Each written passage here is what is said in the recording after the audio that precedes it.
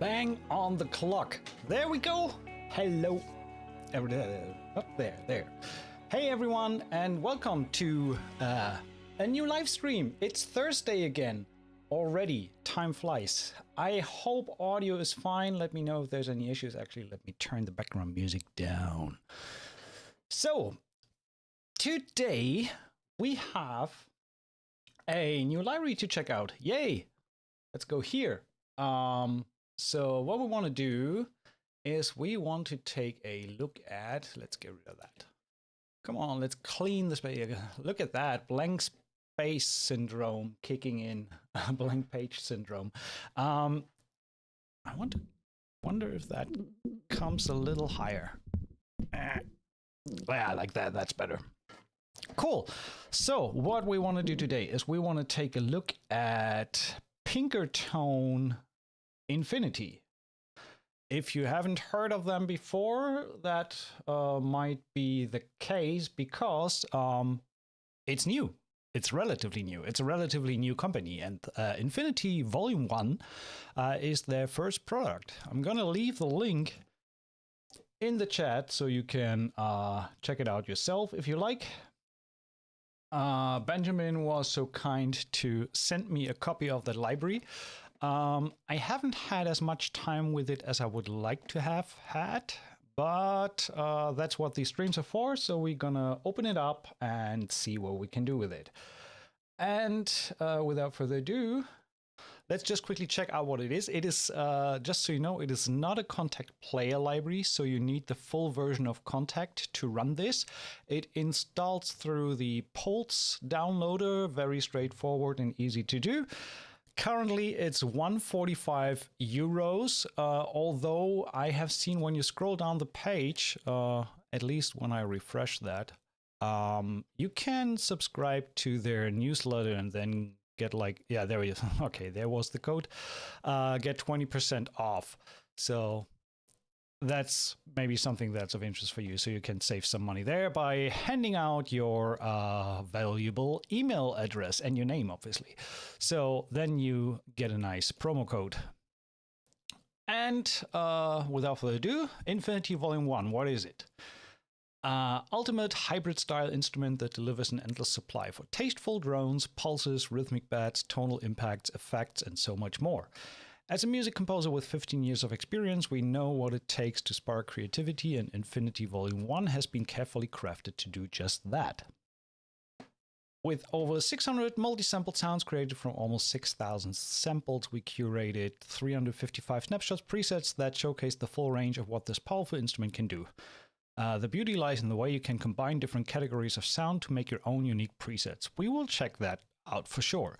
It's fun, effortless, and the possibilities are almost infinite, which kind of explains the name a little bit, I guess. Infinity, Volume 1. Let's not keep talking, let's just jump straight in. So gonna get that out of the way. And yeah, I intentionally went for an empty project, didn't want to go from a template because why not? Let's start from scratch. We want to listen to a few presets and then see if we can do a little tune with it, because I need to write some underscores anyway. So why not give that a try and see if we can get something done. I put it in the quick load. You can also load it directly from the drive. It takes roughly 16 gigs of space, so that's workable, I would say. And yeah, there's the chat. Is the chat sending everything? Is the video quality fine? Please let me know in the comments if everything is as it should be, if the sound is fine, if you can hear good. I mean the audio from the stream, not your hearing capabilities. If you're 30 plus, you might not hear the high end as me. Anyway, I digress. So Pinkertone, the mind behind it is Benjamin Pinkertone. And it is just a single patch and everything else happens in the GUI. So let's load this up.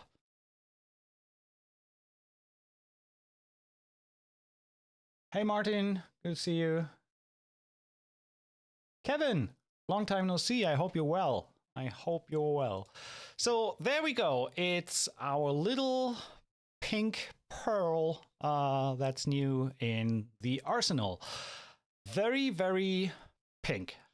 And right now nothing's happening because the first patch is empty. So you have to load something from the presets, which we're going to do in a second. Let's just quickly look at the interface itself. So as the description on the website already said, we have 4 layers that we can combine. There is a nice little circle in the middle here, which we're gonna take a look at in a second. We could click on this magnifying glass to look at the individual categories. We will do that in a second. Let's start with some sounds, right? Shall we? Let's start with the tonal hits and look at these lists. That is a lot. Ooh, bunch of stuff to explore today. So let's start with tonal hits. And let me know if that audio is coming through.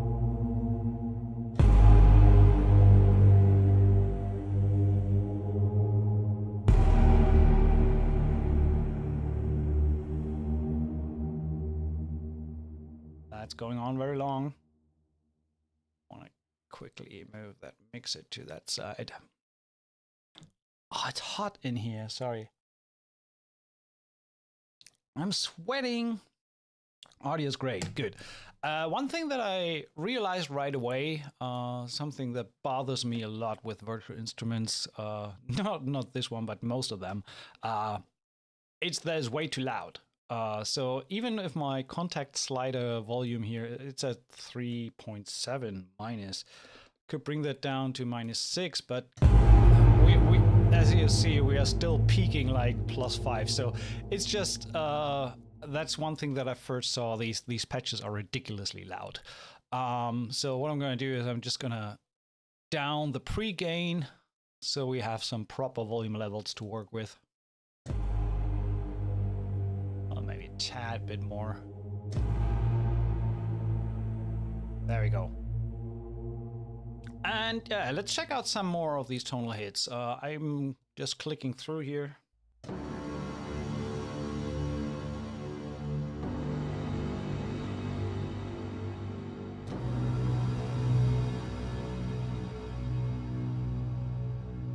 I wonder if we should bring in an overlay keyboard. Actually, let's do that, just to have something to so you have an idea what's going on while playing. So this guy goes over here. Right there. Don't need that, don't need that. And probably can do it like this. Alrighty, done.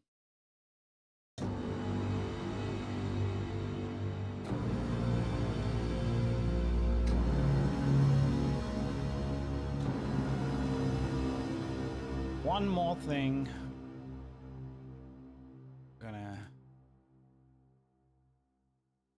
Yeah. So that I have green keys.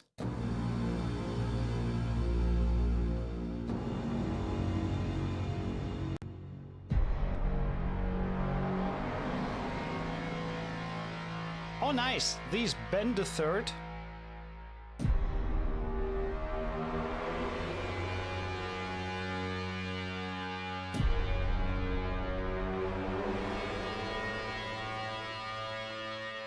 That's cool, I like that. Quickly listen to that solo.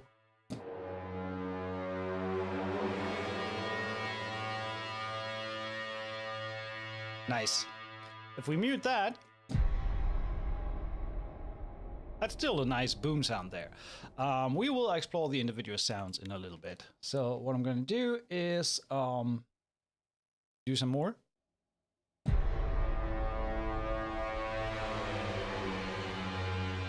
Okay, great. We have downwards as well.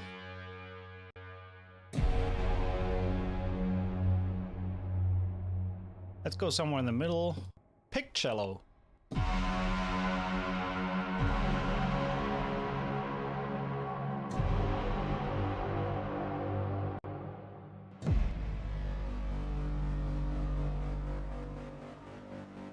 So that's your broad collection of trailer Brahms right there, or impact hits, tonal impact hits. Not necessarily only trailers, but also for underscoring, action scoring, all that kind of stuff.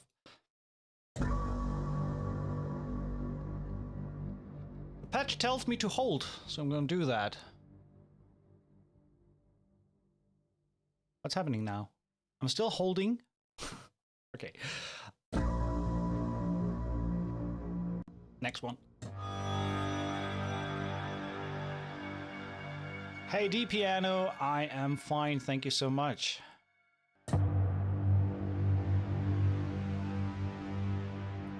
Yeah, I guess we kind of get the idea with the tonal hits on the core. Oh, nice bend. I like that. We have the same one with no bend.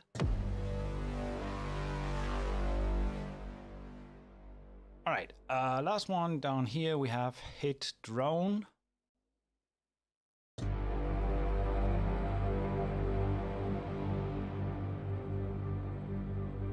So these keep going. Right now, Modwheel is not doing anything. Gonna check that out. Different sound with drone. Don't go in there. MW, I guess, stands for Modwheel.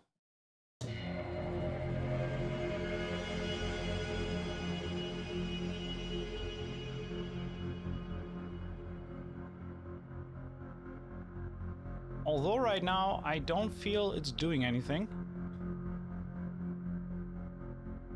Moving the mod wheel, nothing's happening, so gonna check that out later.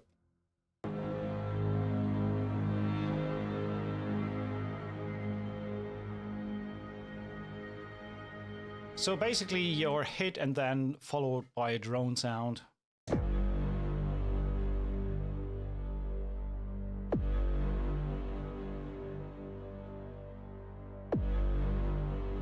Okay, that one's like sequenced.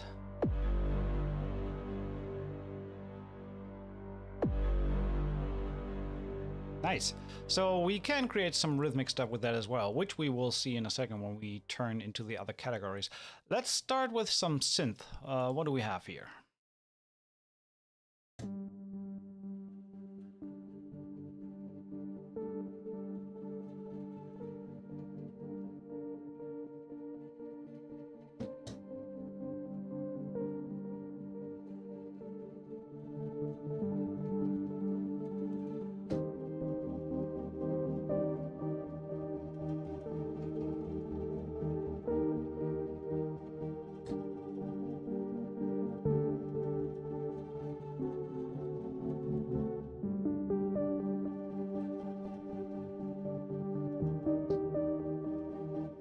Nice.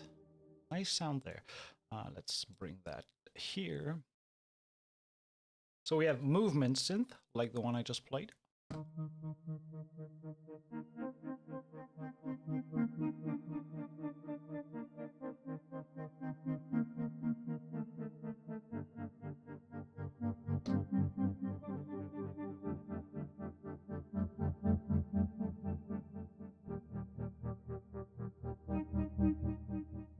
Nice.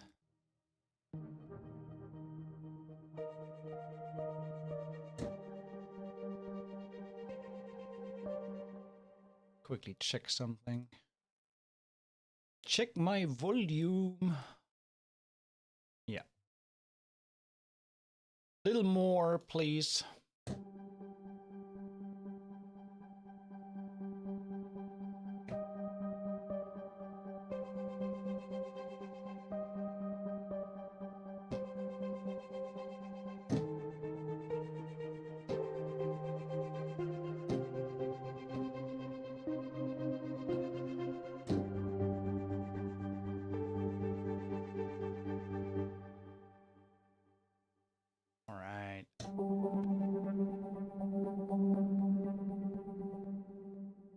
Very a lot of volume discrepancies between the patches, which is fine. I mean, obviously that is adjustable, but just pointing that out, realizing there's a lot of different volumes between these patches.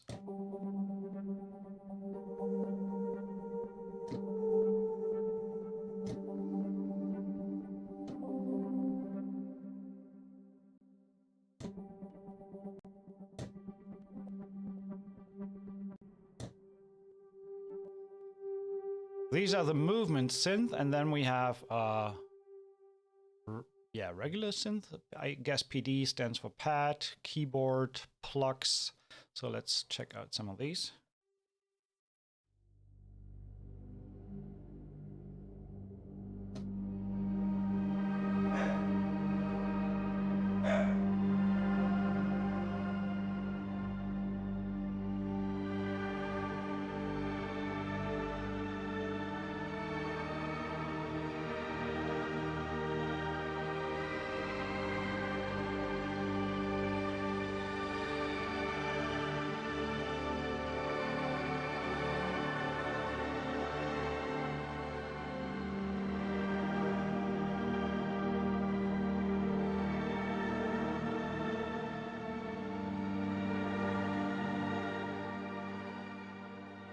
I like that one a lot.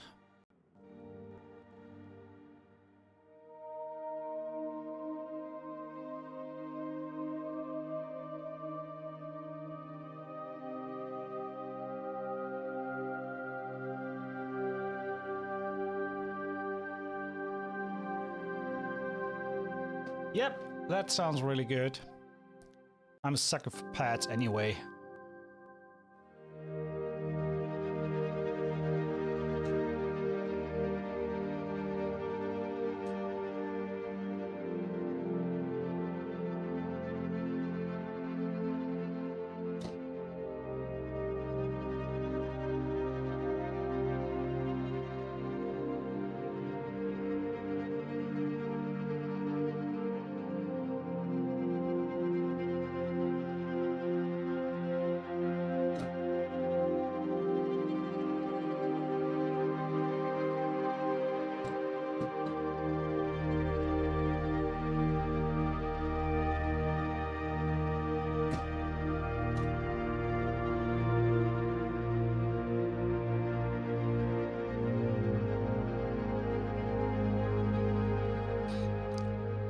Apparently all these patches don't have module control, so I'm gonna have to check that out. But that pad was beautiful. Holy cow.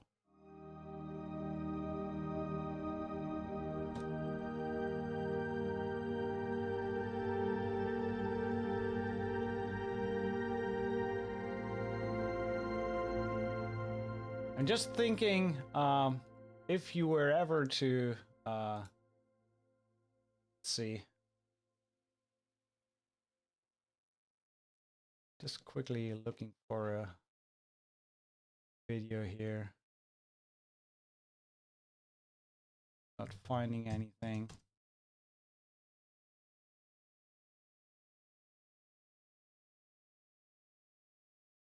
Something like that. Bad video here, but if you have something like that.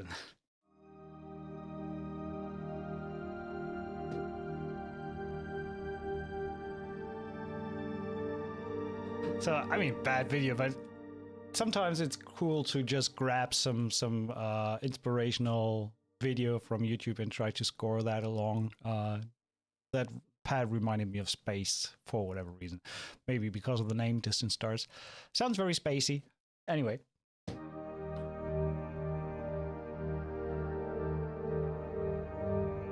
But for some reason, these also sound very modern. I like the sound of these pads a lot. Very cool. So we have keys.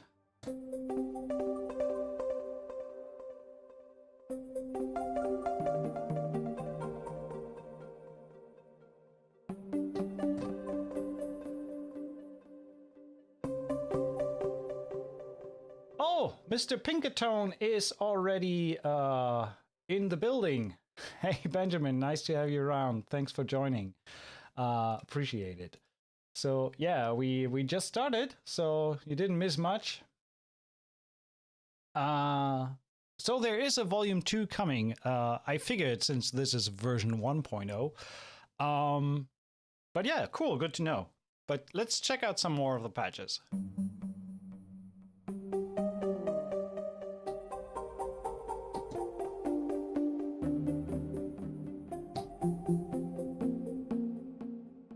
Lots of delay. Intro vibes.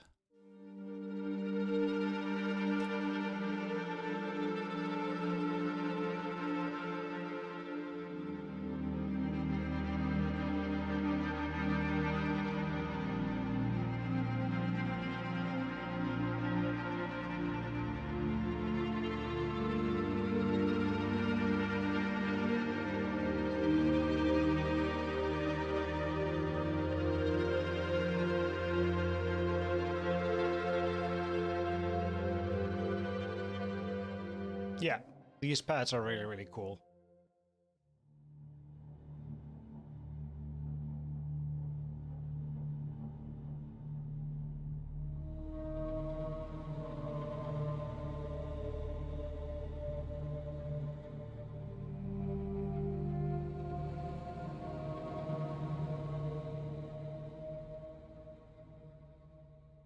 Actually, no, let's explore a few more sounds and then we take a closer look at the interface itself. We have some ostinato plugs.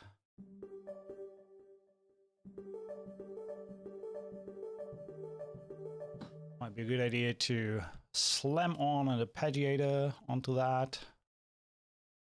So something like that.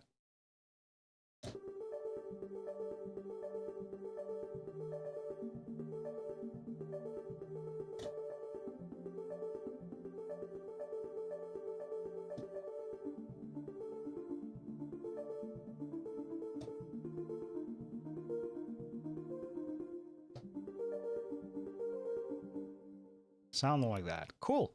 Nice.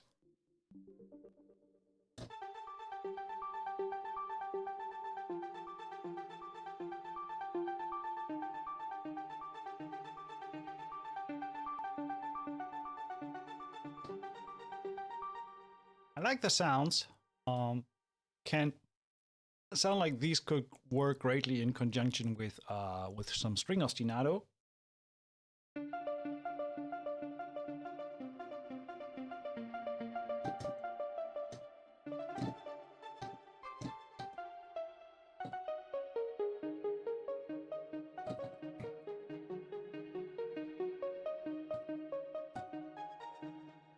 Yep, cool.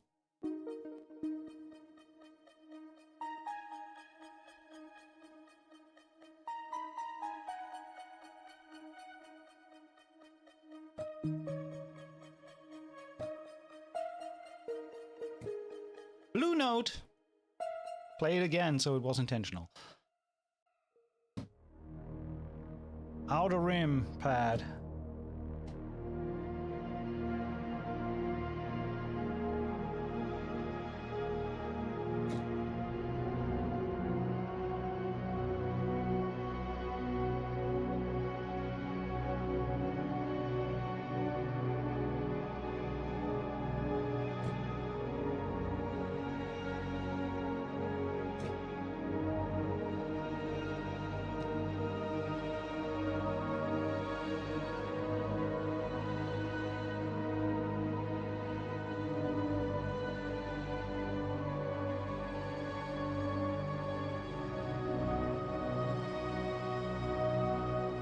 Yeah, very, very cool. Michael, yeah, same here. Really liking these patches.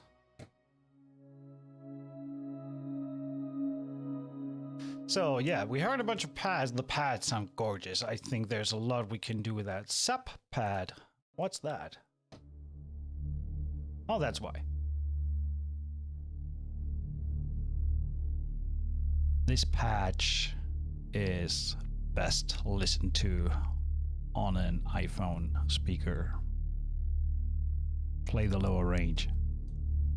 Right?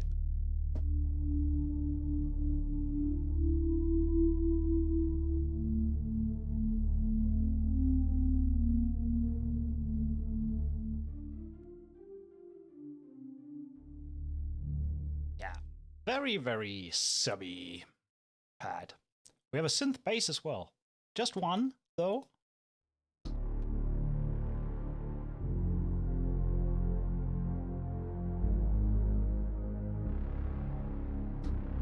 Little similar to the tonal hits. All right. So in terms of categories, where we have drones, effects, high tonal pulses, reversers, rhythms, and sequences. I want to save the rhythms and sequences for last, so let's check out some of the drones. That's the first one in the list when you load up the instrument.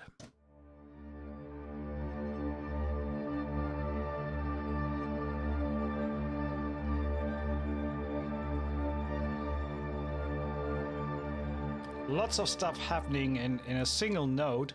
So let's listen to the first layer.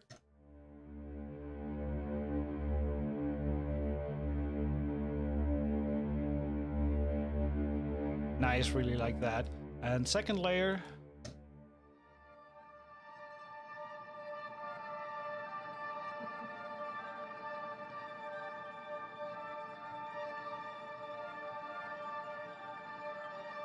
That alone is a great background texture. If you could like possibly put a stutter effect on that.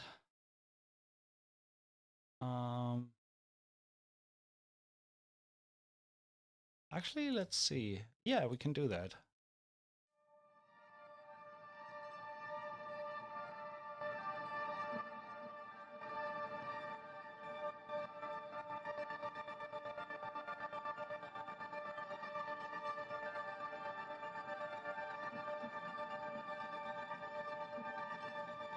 I like that.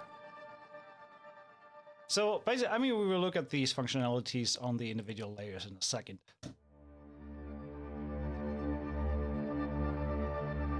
But if you need movement, that's pretty straightforward. Gonna explore a little bit more of that. Let's check out some of the drones. I try to speed it up a little, so let's check out a few.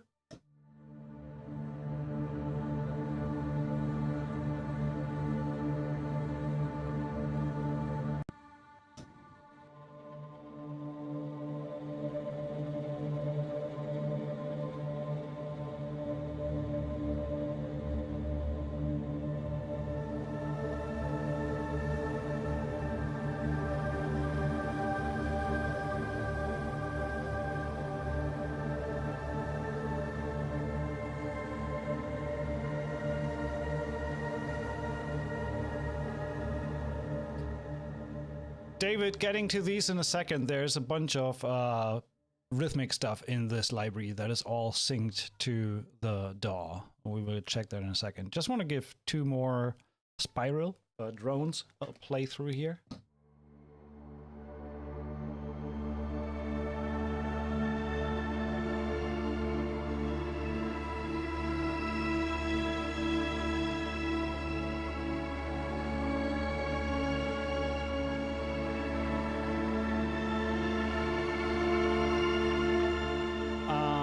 Yeah, but like I said in the beginning, this library is very, very loud at times, so you really gotta watch your levels. Turn it down a little on the pre-gain. You could also take the contact fader, but the contact fader is a -6 already, and we're still clipping. So, not the biggest fan of these loud libraries, but it is what it is, and we do have control. Just take it down a notch. If you incorporate that into a template or something like that, is something I think you have to be aware of, that some of these patches can get pretty loud. drone, one last drone. There was one at the bottom here. Unstable comfort.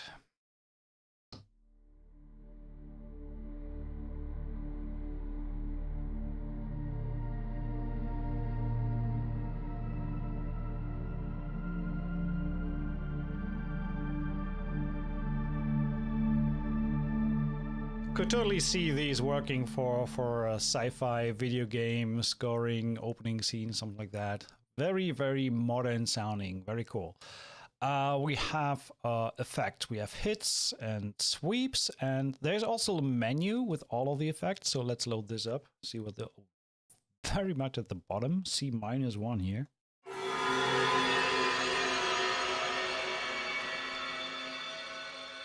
Again, some of these sounds are really, really loud.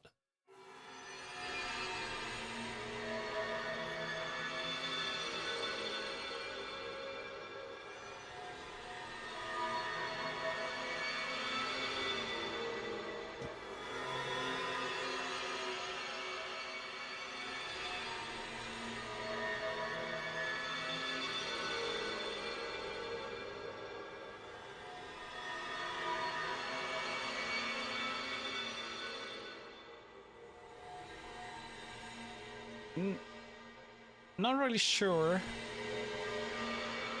It says menu, but they all sound very similar.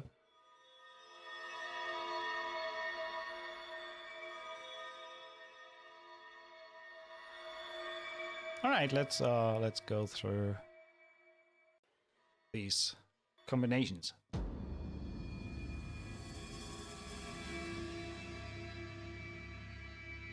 Oh yeah, I can already hear there's some great stuff in there.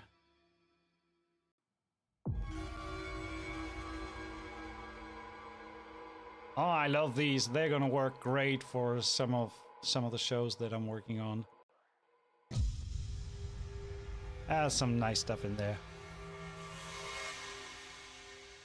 These metal scrapes, you can use these to death. They never get old, kind of.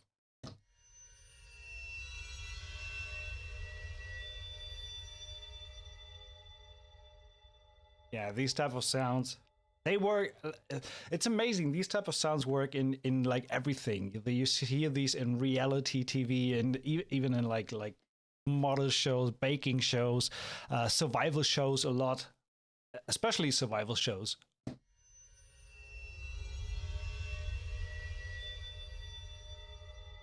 Yeah, these are really cool.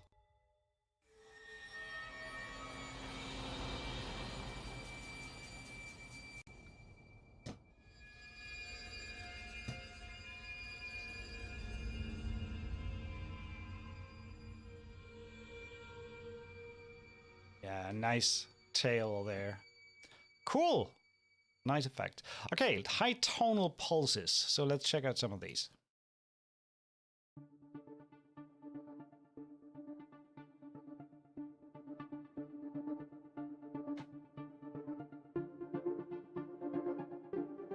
Okay, so some of these have some tonality built in terms of like not just root and fifth, but there's a minor third here, so you can really play them multi-timbrally, unless you desire to do so. For some 12-tone tonality, but other than that, I think these are more meant for single key pulses.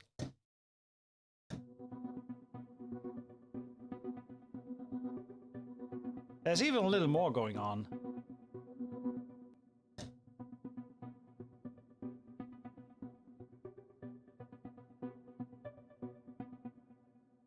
That will be time to explore these different symbols down here. So what do we have? Right here, the first one is exactly what we see here: volume, panning, and tuning.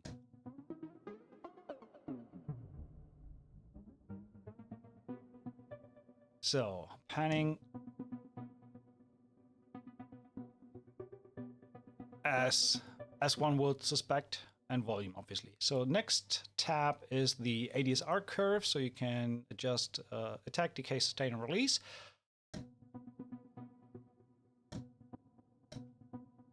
Versus holding it longer. That's fine. This is an inbuilt step sequencer or arpeggiator, it seems. But it doesn't look like it's controlling the patch.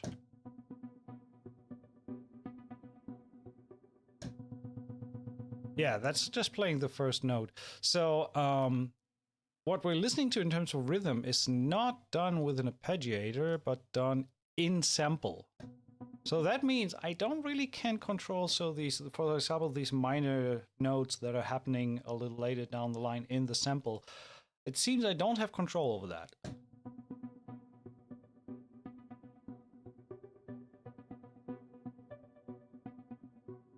Da, da, da, da, da, da, da. That's not a minor third, it's the second. So, but yeah, that's not based on an arpeggiator, but seems to be coming from the sample directly. Something to be aware of.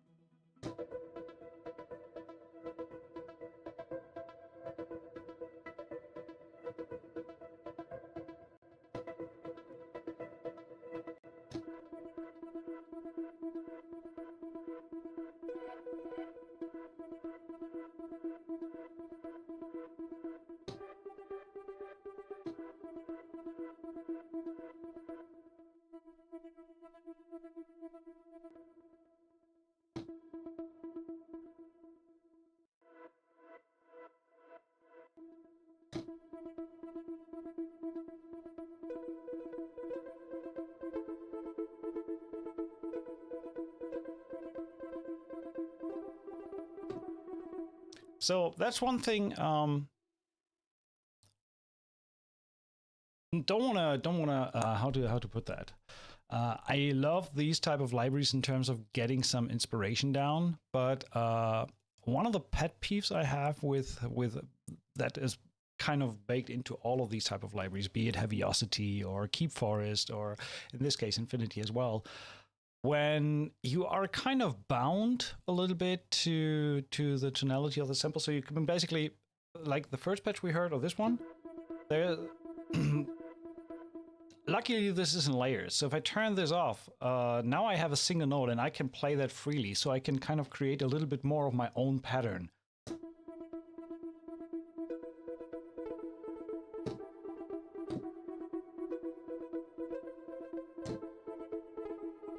So, which is not possible with these other patches where you have movement, melodic movement within the patch.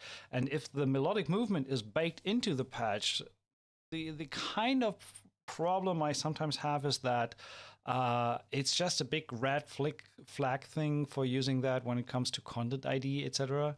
I'm really being careful with that because I have been burned myself with that, with a loop from Heaviosity that was flagged for a client on a track of mine that he rightfully purchased and shouldn't have been flagged, but that loop that I used there triggered the content ID system. So melodic loops are have to be eaten very carefully. Let's put it like that. So I like loops more where you can kind of do a little bit more in terms of shaping them to your own liking instead of just holding down a single key. Something like this is okay, sitting subtly in the background.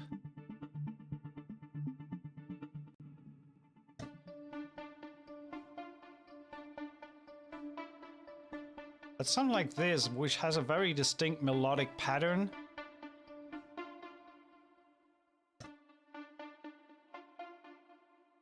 It's the same.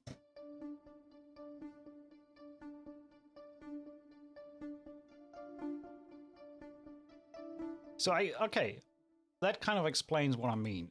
So that sample here has that melodic pattern baked in. And there's not really much I can do to change that. I could use this the first two notes, but if I were to hold that,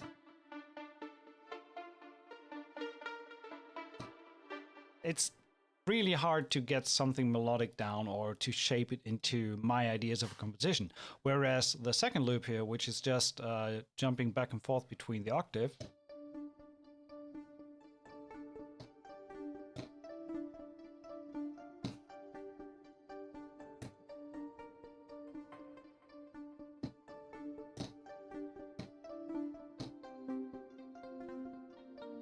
so I'm more of a fan of sounds that have just a single note instead of in-baked melodies.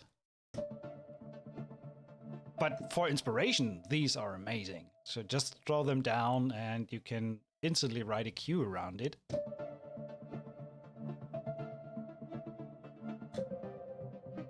But then again, okay, that's minor.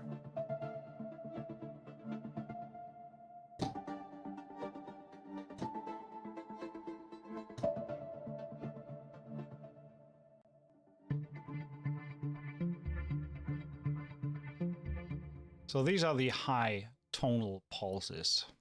Signal.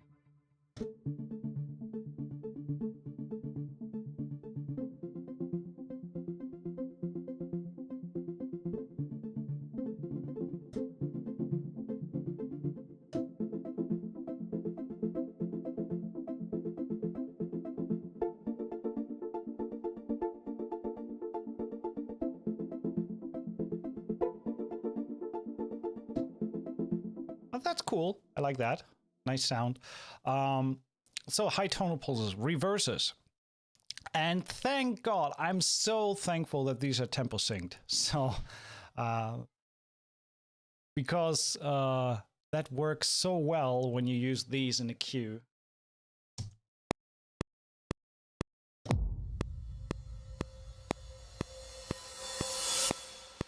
So they are tempo synced wherever you are. And it says in the name what they have. So 2 bars.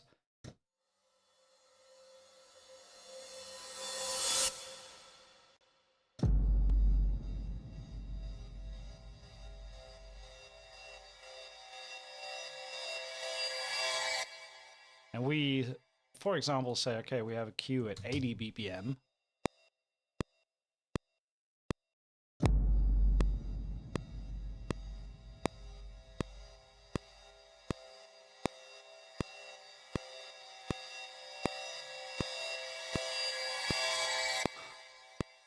Yeah, that works. Same as 180 BPM.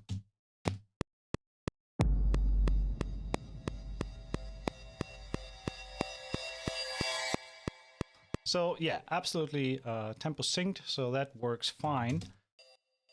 Let's check out a few more of these. We have Rhymey.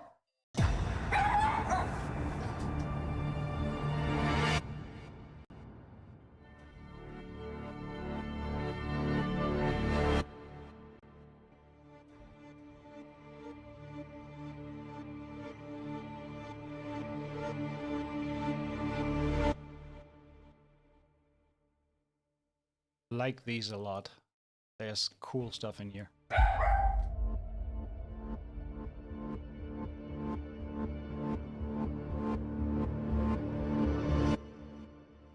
That dog was not on the preset. That dog was in my entry hall.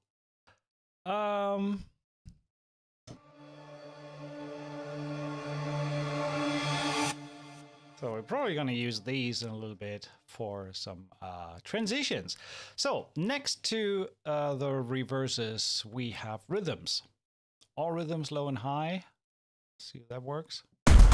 Oh, okay. What I meant, very, very beefy at times.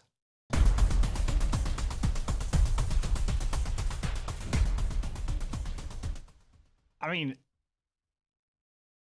I don't know what the reason for that is, but look at that. I'm bringing down the contact fader by 20 decibels and we're still hitting the red.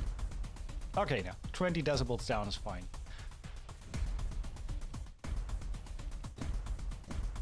It seems like there is a bug as well with playing the same rhythm on all these patches. So let's change that to all in.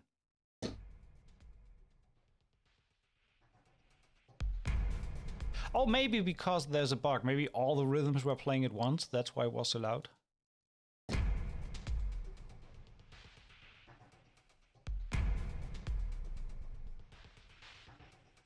Hey, room.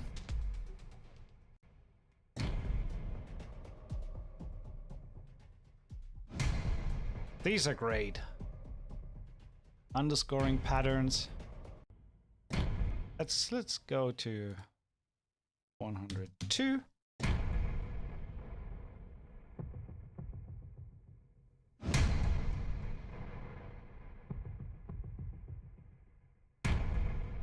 Yeah, I like that.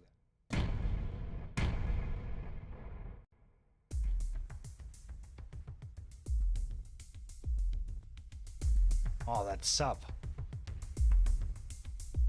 Ooh.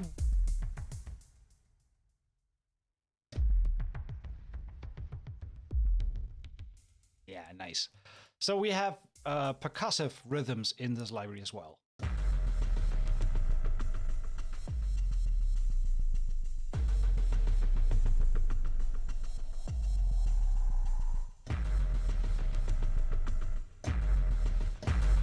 They seemed a good question, David. I was just testing that out. Yeah, I mean, they are spread throughout the key, but it don't seem they are in any type of way pitched. So whatever key I play, it seems like it's triggering the same loop.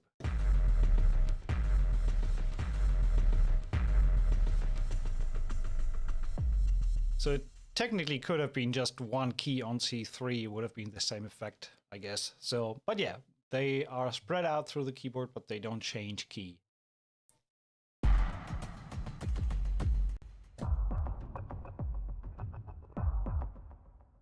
Maybe a question for Benjamin. I assume these are just straight rhythms, 4/4 rhythms, or is there other stuff as well?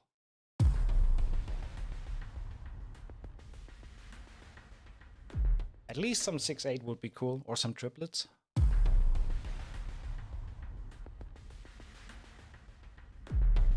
And then we have some menus, or it seems like at least some menus of these high rhythms.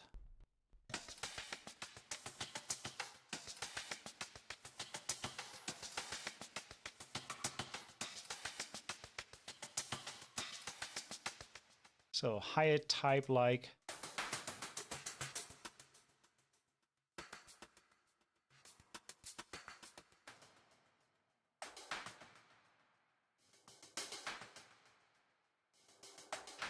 Oh, I kind of start to understand what's happening. It's the wheel, which is so. Okay, maybe that's time to jump into the interface itself and take a little look what's happening here. Because I was wondering when I solo a sound why it kind of like goes on and off. But yeah, that's the wheel in the middle here. Because we have 4 sound sources, we can blend between these if we desire to do so. And the way we do this is by the controls down here. In this case, we have the infinity rate and the infinity depth. The infinity depth is the one that controls how much the layers get faded. So if the depth is all the way to 0, nothing is happening here. It's playing all the time, even though that white indicator is running off. When I increase the depth,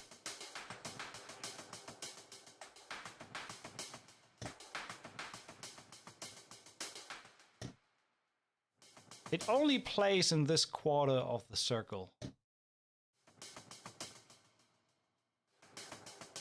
So, and I can turn this off. And I can manually move this thing around as well. I think I may be able... Yeah, I can learn this to mod wheel. So I can...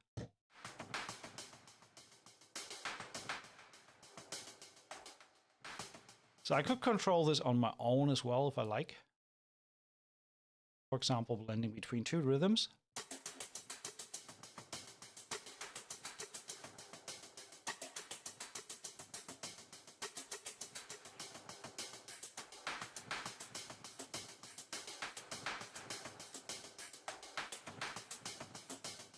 So that's what's happening here. Blend mode square probably is even more.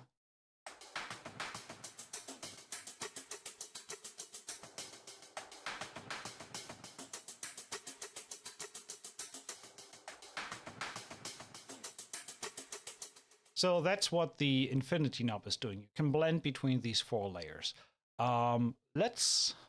Did we cover all the categories? No, we have sequences left. So let's check some of the sequences, and then we jump into what it looks like if we create patches for ourselves.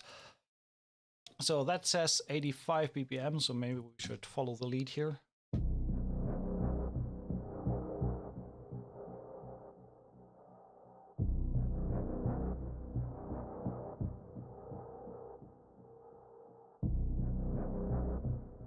Nice.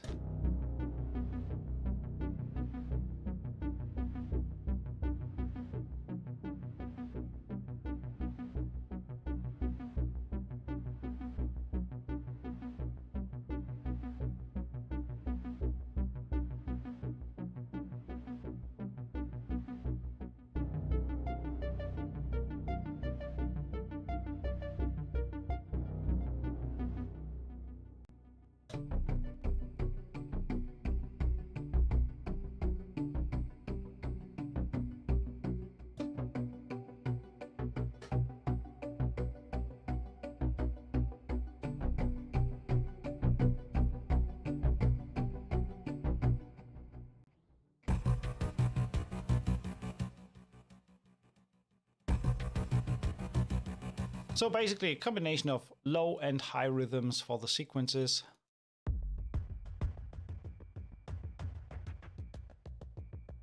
All right, so I think understood what's the deal with these. It's some presets where these are layered. Let's initialize the whole thing and see what we can come up with. So when we manually go into the sounds, instead of going with the presets, there's this little magnifying glass here. I could also click just on the name, empty layer, and then we can see what's going on. We have drones, and that's separated into textures and drones or all. Then we have drums, effects, high tonal rhythms, impacts, pads, high percussive rhythms, low percussive rhythms, reversers, sequences, synth, and spotted a typo there, tonal hits. Maybe something for the next update. So tonal hits for the first category that we already checked out. So if we load a single drone, single click, no, we have to confirm the selection.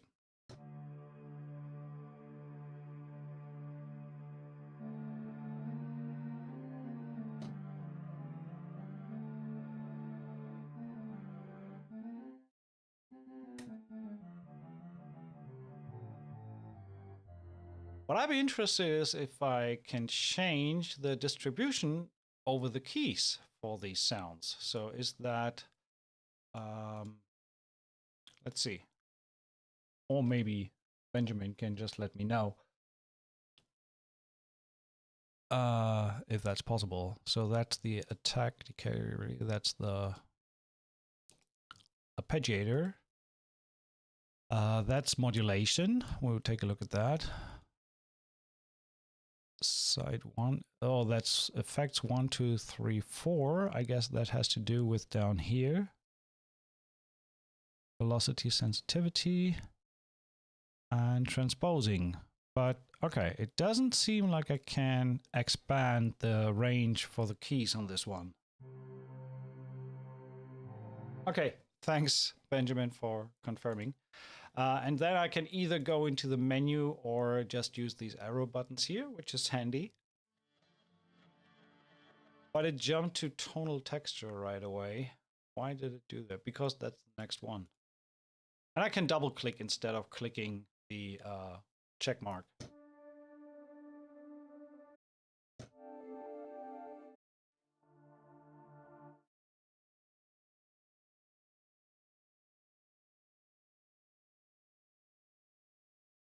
Let's see. Correct me if I'm wrong, but it seems like if I go next, depth of field,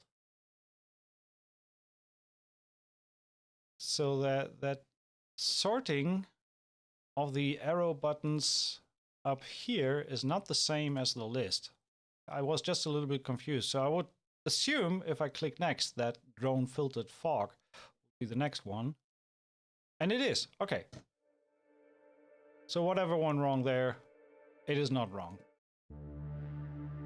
Pad born epic. Now it jumps to pad born epic. Why? What is happening?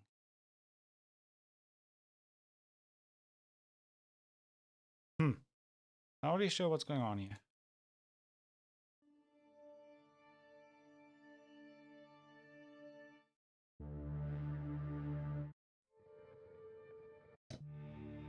Okay. I mean, I don't really care, but not sure if there might be some hiccups with a selection. So I probably would even just use these arrows anyway.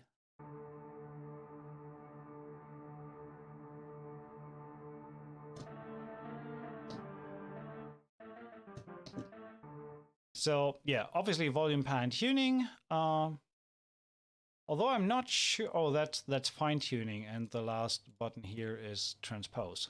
That's a different. Control click resets the button to its default value. ADSR. So if we want to have a little bit of attack on the pad, a little more release.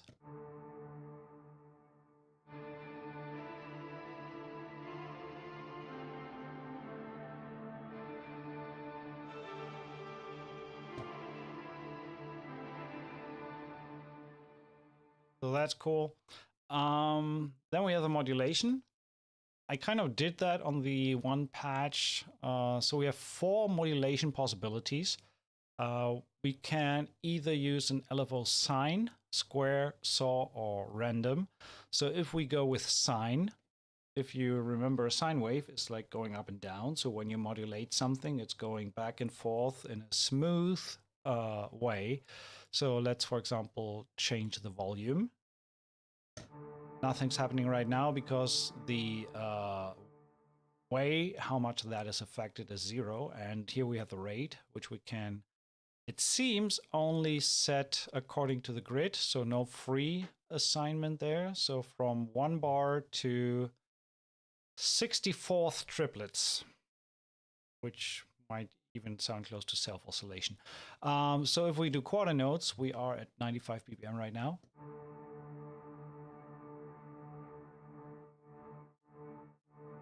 So that's where you hear the sine wave. This can also do that with a square, then you get on, off, on, off. You do that in 8th notes.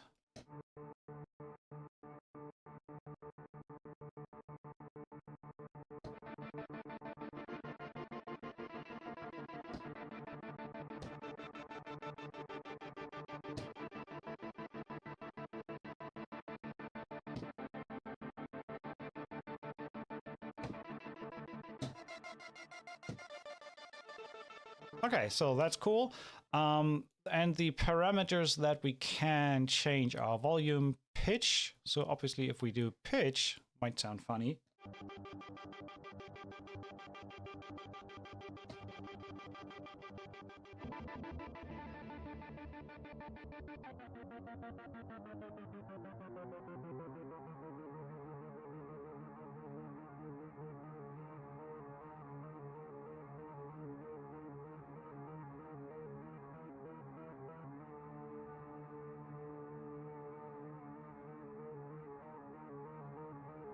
So that makes more sense with a sine wave. It's like a vibrato.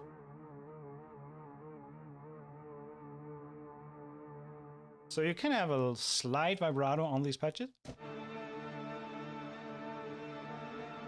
Or like a tape style effect a little bit. If we combine that with the volume automation on 8th notes, maybe not in full. And then doing a little more. One thing that I don't like about the contact interface in general is when you have these type of controls, these sliders, you cannot control that with a mouse wheel. So you cannot hover over and move the mouse wheel. Sad. So gonna have to manually click that. I'm on a 4K screen, so that is a little bit of a fiddle work to grab that, but Contact 7 does allow you to resize. So yeah, there we go. So at least we have a little bit more click space. So that's a little too much.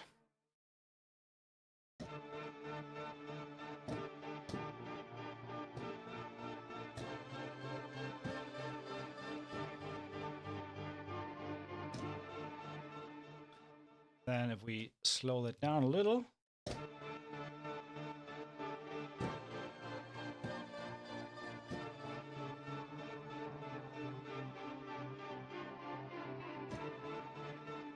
I like that. And we could probably combine that with something else. So let's grab another pad. Drone topper.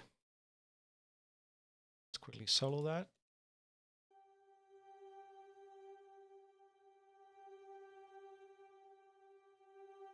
So that brings in a little bit more movement. So unsolo that.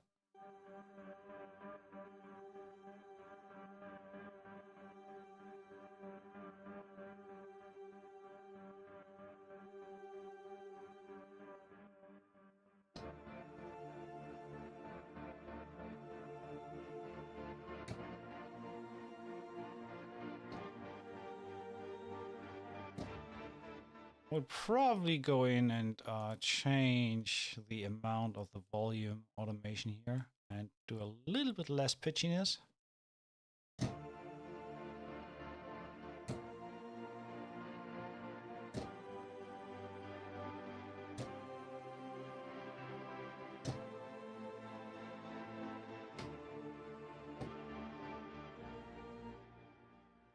And add another layer on top. Textures, tonal texture spiral. No, let's go pad locked up version 2.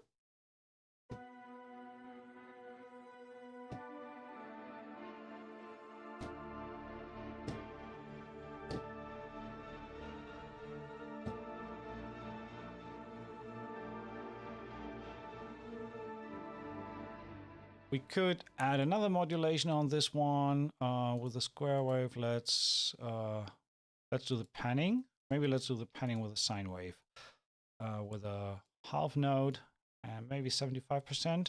So that pad alone, that pad,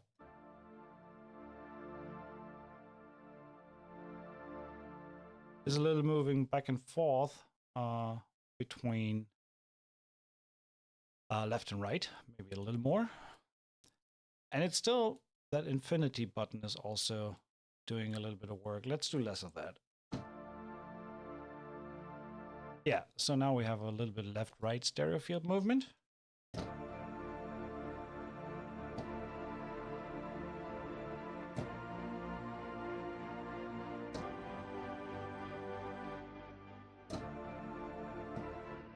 And here we could change the release time as well. Same here. Didn't do that.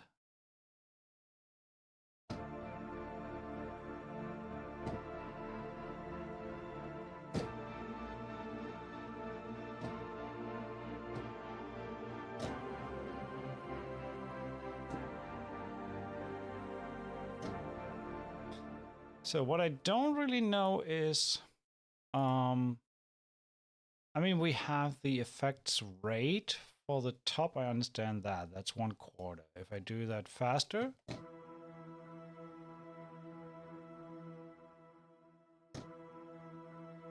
Yeah, up to 16th. I just don't know yet what this is affecting. So we have, oh, okay. Here we have different effects. I think this has to do with this guy.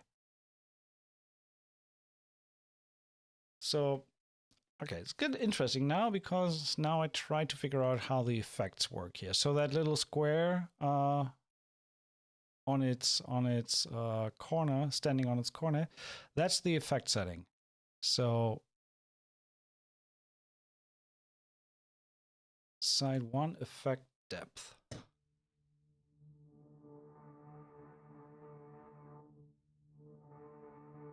That's a low pass. High pass. That's fine. Compressor. Oh, then we get additional controls depending on the effect. So if we go lo-fi.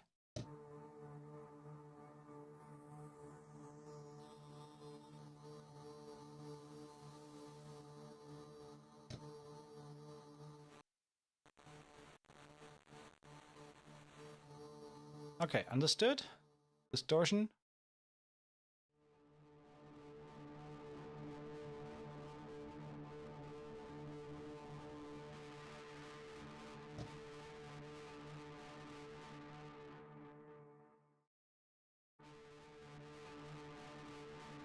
For whatever reason, distortion turns the signal into mono. That's weird. So distortion makes it mono. That's chorus. Phaser.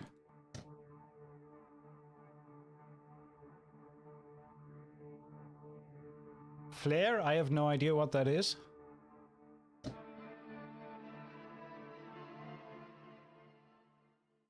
Delay. Kind of self-explanatory.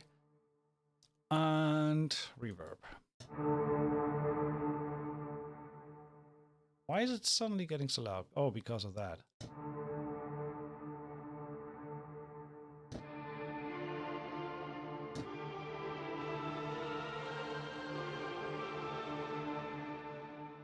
So then we have, I think that's the master effects. We have that same thing. So distortion tone. Oh, I think that's what's changed by the top effect. Yes. So we could say, what did I load? Reverb. So, I mean, that doesn't really make sense to change the reverb time. Delay time. Delay time depth. So if I change that to delay,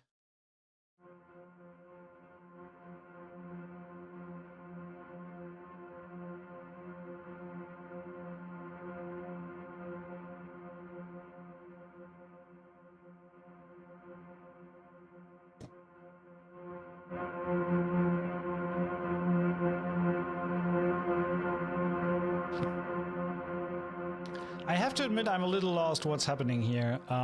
So it seems like these are additional modulation controls for some of the effect controls that are only available down here. They're not available up here. Let's try that again with distortion. So I'm going to distortion here. Take that off for a second.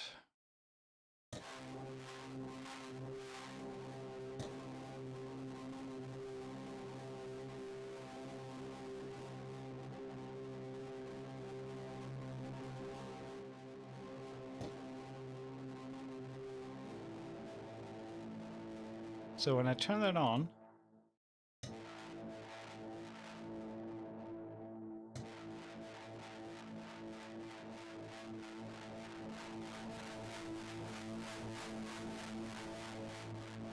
I mean, something is happening, but I cannot really tell what's going on.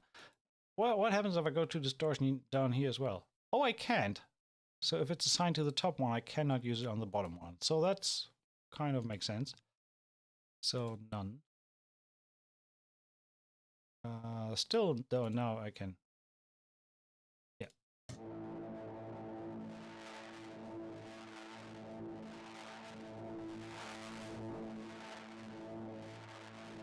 So it seems like it's changing the distortion tone. So if I bring the tone all the way down.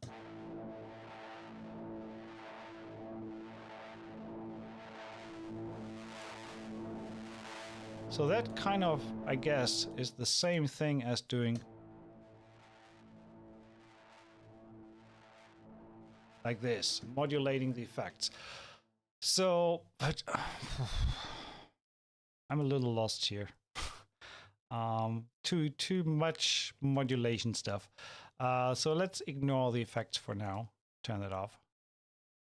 Maybe there's some trickery in some of the patches. I have to dive deeper. I don't want to spend too much time on that, but since we're checking it all out together and without RTFM, of course, so no reading the manual.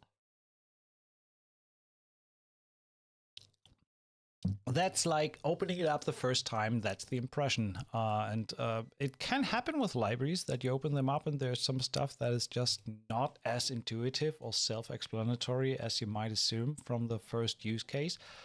Doesn't mean it's bad or anything. It's just like everyone has their own vision or idea of how a user interface should work. And sometimes it's a matter of the user, me, having a proper sit down and educating myself better on how these things work.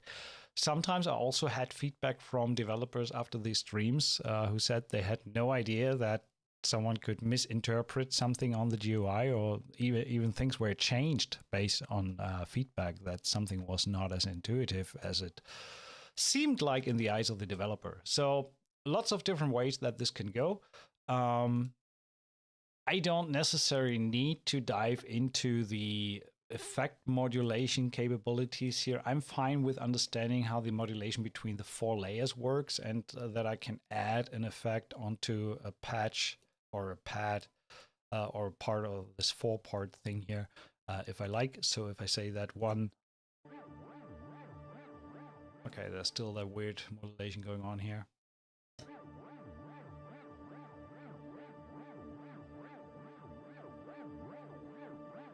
Which was that? This one.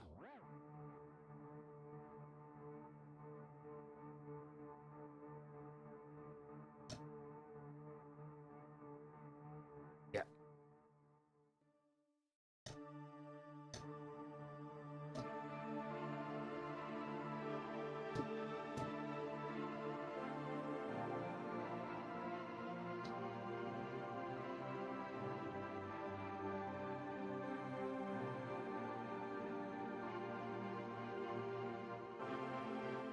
All right. So we created a little pad. We could save that. I don't really feel the need to do that. There were tons of great pads already. Just wanted to explore how that works and how we can do these layer blends. But what I want to do now is jump in and sketch out a quick idea. Don't know if I go library only or maybe add a few things there. So let's decide on a tempo first. Let's go with, I had that before, 102. So let's see if we can find some inspiration. Let's start with some of these pads. I mean, these pads were gorgeous. Was it Distant Stars? No, Can Be Fixed, I think. I love that one.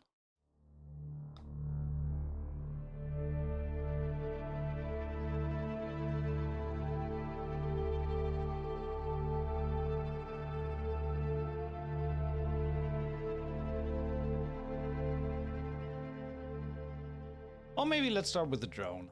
We do some kind of underscore, something light tension. So let's try to find something.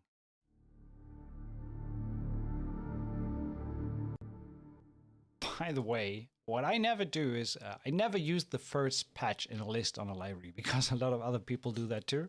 So I try to avoid using the same thing as anyone else. And the first patch in a list might be one that a lot of people use. So I try to avoid that. Although it sounds great.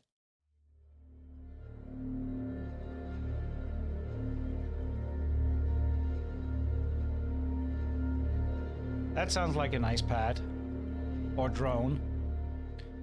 Maybe we can get rid of the tonal stuff. Just use the low part. Yeah, I like that better. Turn the volume down a little bit. I am on D, so let's stay there.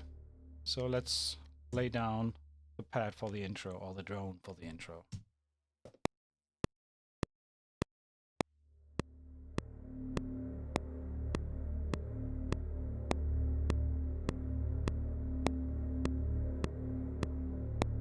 Bear with me, I'm gonna hold that for 8 bars.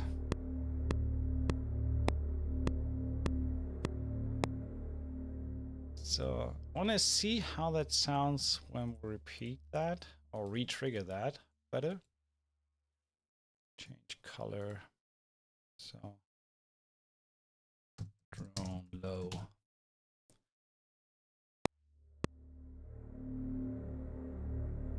Very curious to hear what that sounds like when it re-triggers.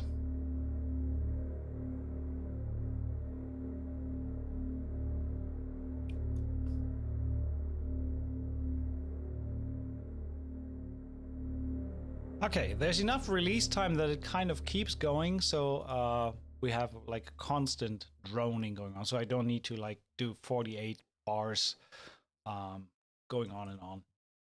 Or, I mean, if that's going to be the sound that we're going to have, I could also just go in and render that in place, make it audio, and then just duplicate that and kind of crossfade these.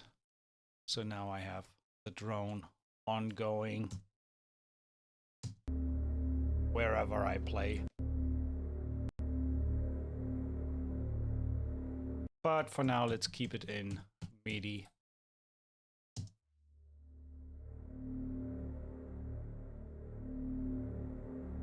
Is there a monophonic glide mode? Not that I'm aware or have seen.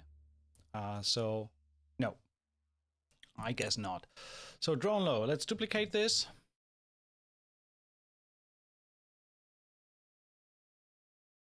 And change that to start with some rhythmic stuff. We have rhythmic combo, low. Let's initialize and see what we have in terms of low percussives.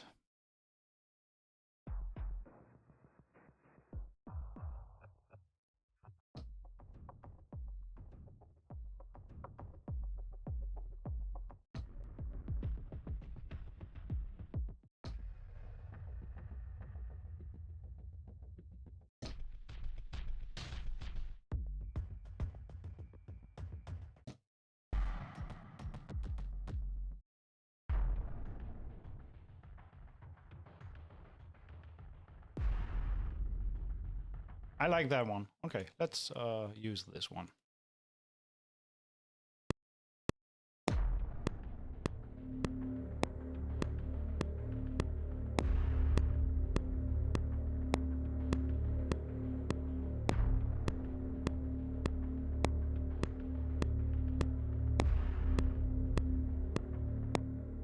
All right.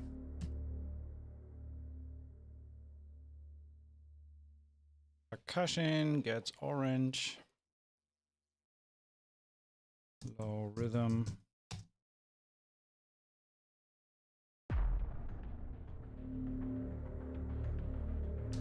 And yeah, I guess we should start with a bang. So let's look for some of these tonal hits.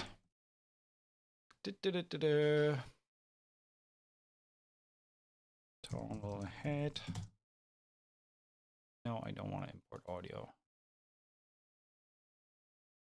That one over here. So tonal hit. No escape.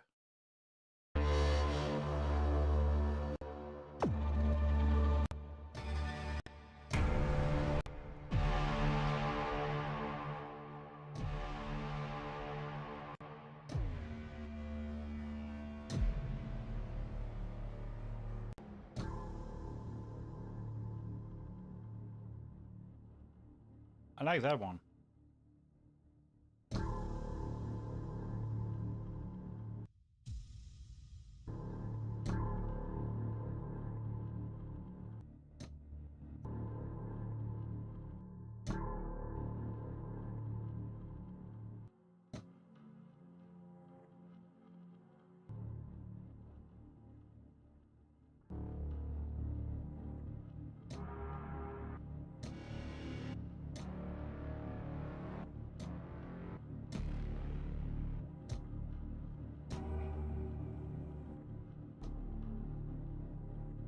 Okay, let's do subtle.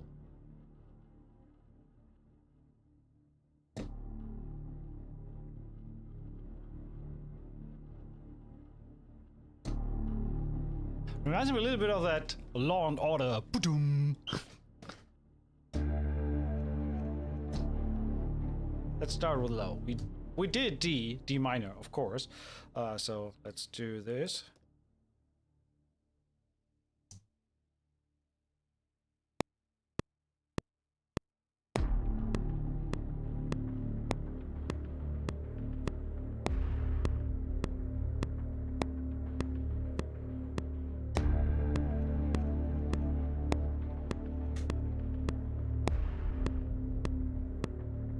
I'm missing a bar here, that's why. I was wondering why that drum loop is not going to the end. I forgot the 8th bar. So I'm gonna move that there. Do there, quantize. Duplicate, okay.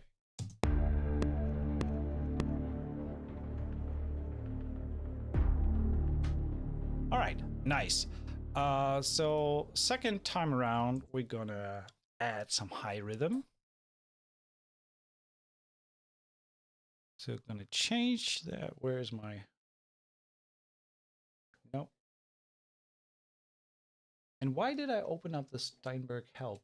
That was unintentional. So there we go. By the way, what did the chat say? Volume 2 will have that. Oh, the monophonic light. Nice. Volume 2 will have that. Cool. So that's going to be high rhythm. I'm going to take some of these. Where is that window?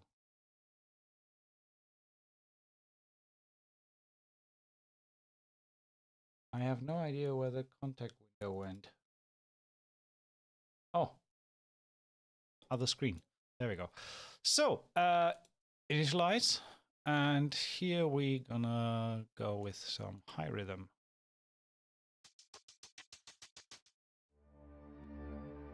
Oh, that was wrong. Initialize high rhythm.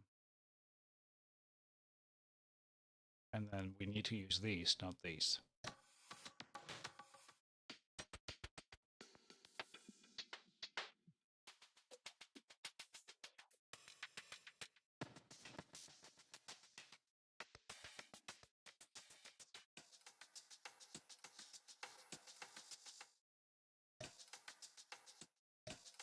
Okay, here transpose does nothing.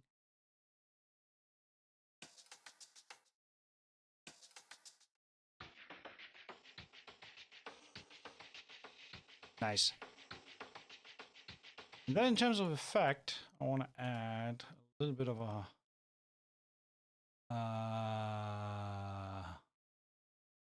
low pass.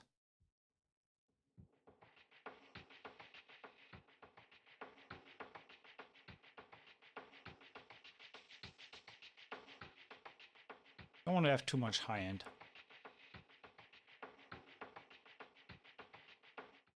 And add a delay maybe. There's no dotted delay, it seems. All right.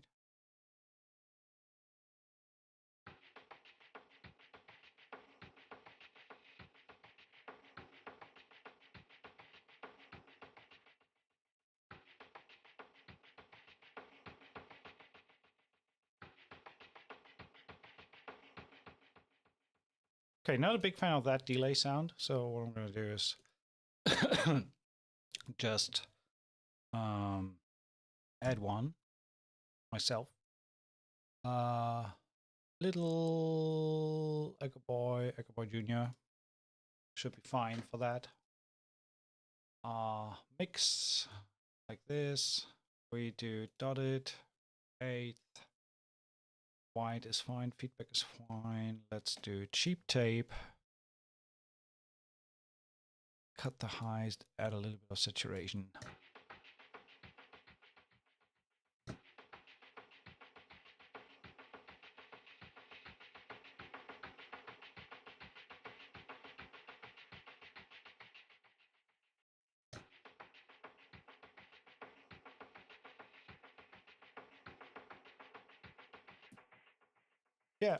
let's keep it at that. So we add that. Don't need to do a new key. We have that already. So far what we have.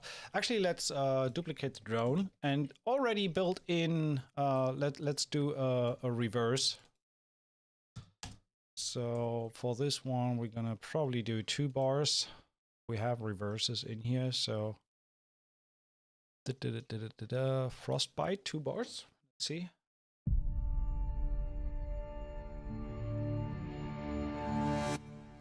I like that, not the boom.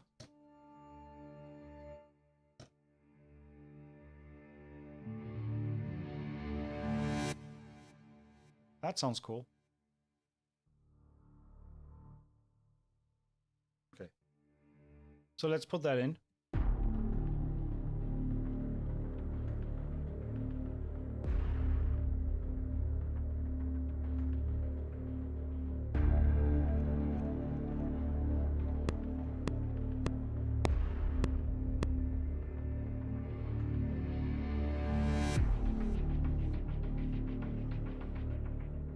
Cool.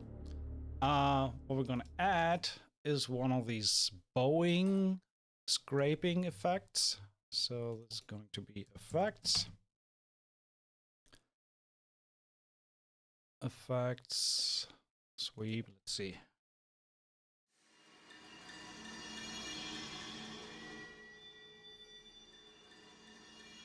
Okay, let's initialize, let's go with manually.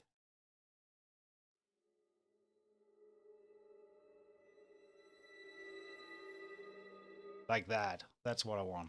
I want a little bit more release and maybe add a ton of reverb to that. So let's add a reverb, big size.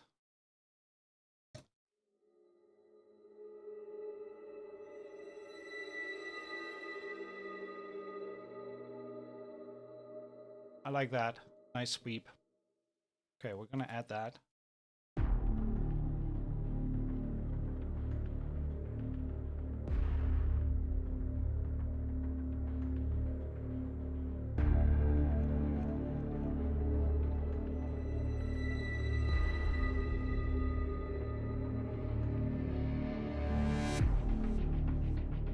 So what I'm going to do is probably move that here. I like that more. And volume is okay. So let's add a boom just at the beginning here. So what I'm going to do is duplicate this low rhythm. And since I know that there were some tonal effects that had that boom on a single layer, I'm going to initialize that and search for a boom sound. So go with init again, initialize drums, effects, impacts. There we go.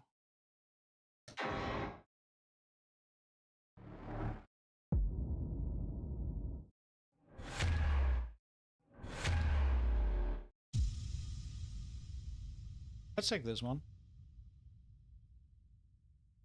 Maybe get rid of a little bit of high end. So, by the way, Benjamin, thanks for stopping by and talking about the library. So yeah, let's get rid of a little bit of high end.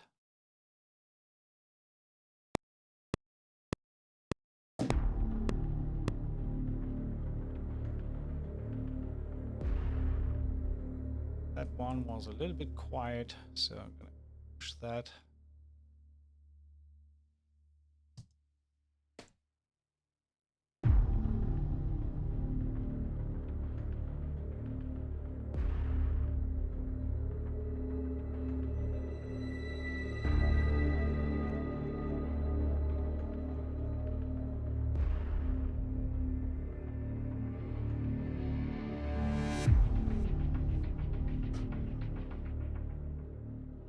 Maybe another effect here.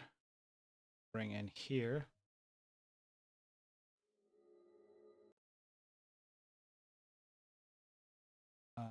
Effects.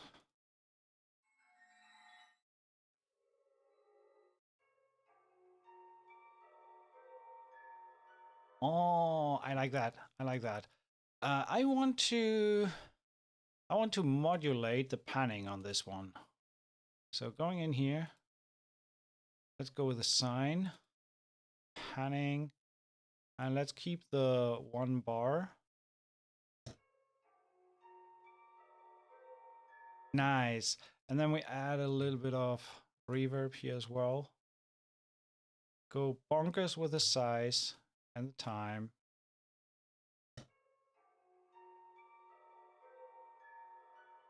Nice. Very creepy, mystic kind of sound. Let's see.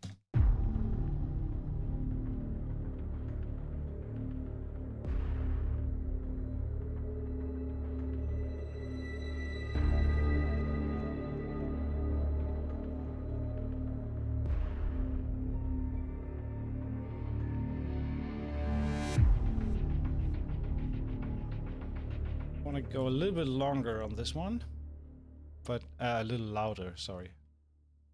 And stop it right here at number 11. And let's reuse some of the stuff that we had. The reverse, maybe we do another one. Let's do a 4-bar reverse on the second run through here. Keep the pitch, just change the preset. So gonna use reversers, 4 bars. What does that sound like?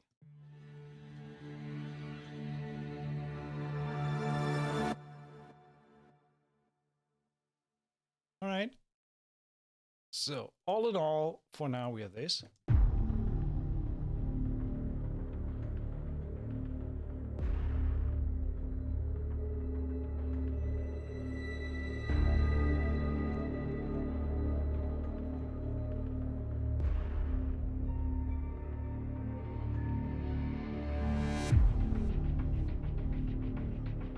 We need a little bit more content here. Tonal content.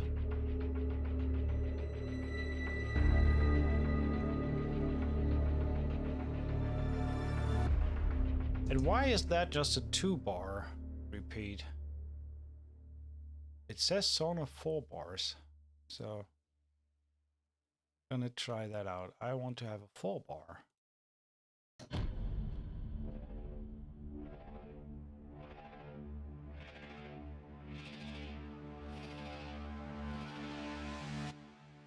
I like that one. Don't like the impact there. And maybe for this one,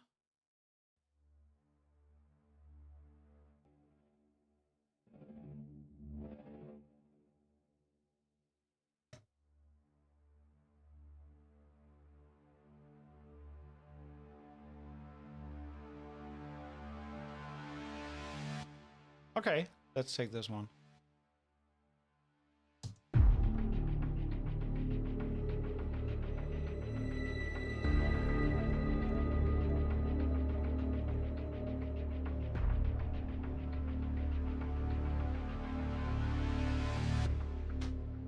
All right, cool. Possibly we could add a low bass pattern. So let's see. Something like...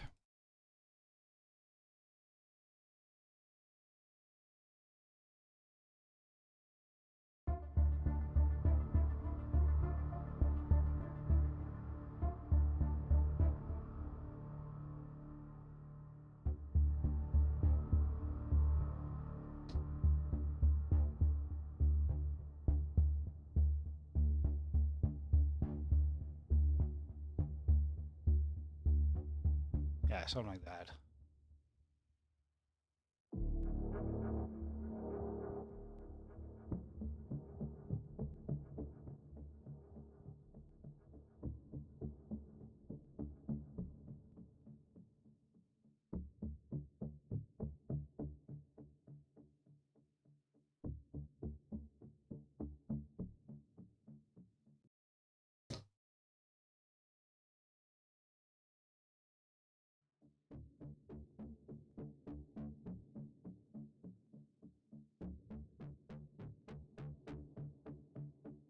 Oh no, that turns up mono. I don't like that.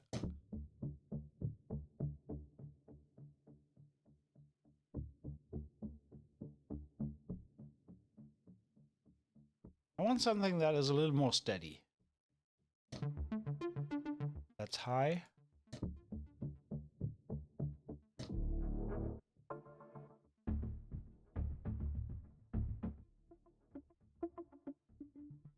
So why is that all high?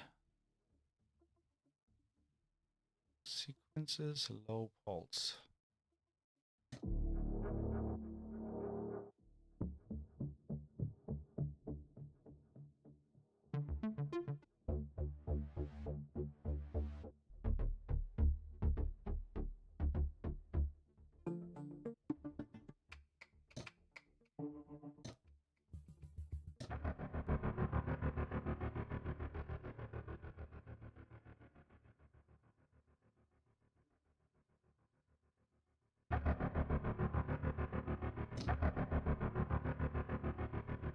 Nope.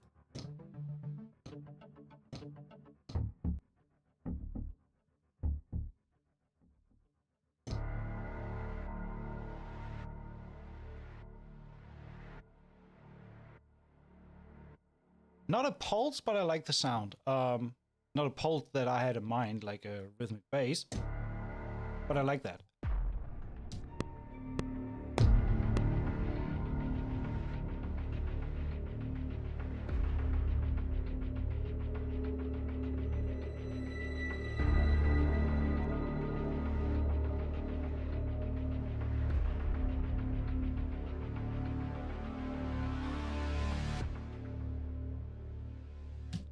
I like that. I probably want to add something else that's not Pinkertone. So I'm gonna want to add some strings, like Spitfire Evos or something.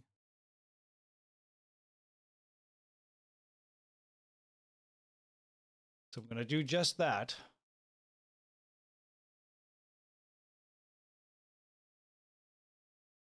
And let's go with tens.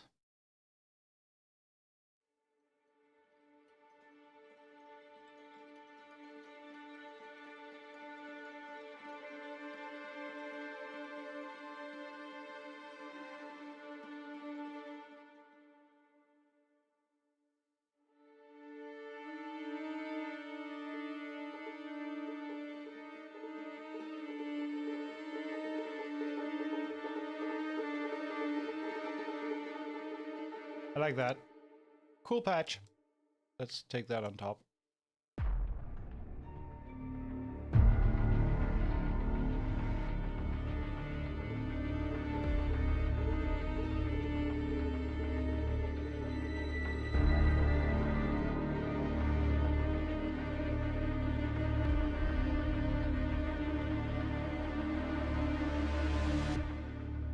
Cool. I like that sound. That's nice.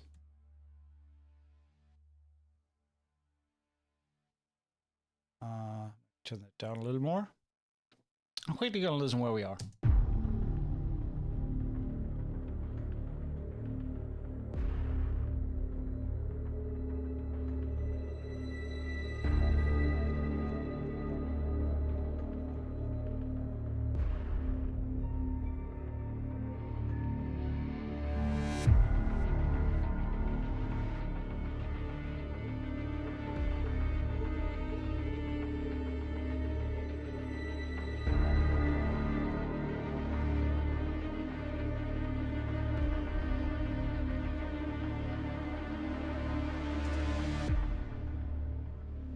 So strings are a little quiet now, and I don't want to have that same sweep coming in twice. So I'm gonna duplicate this, move this over here, and choose something else.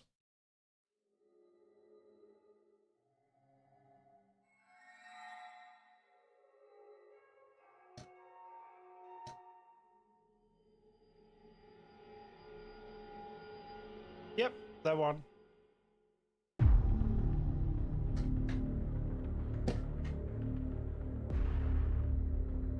Let's say we do a 1 minute 30 queue, 1:35, something like that.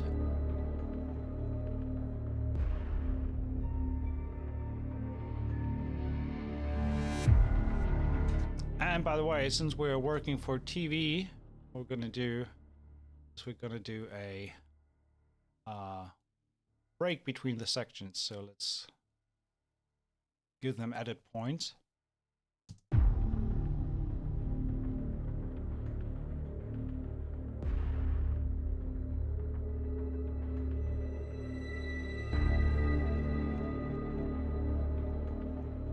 I'm hearing some ticking here that I could add.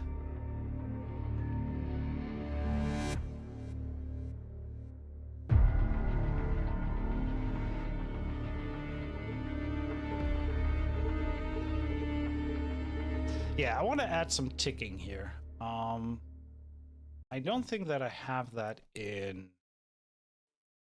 Infinity, so I'm gonna grab some keep forest, I guess. At least I know that there is ticking loops, more specifically. TikToks, here we go. TikTok elements other, let's see.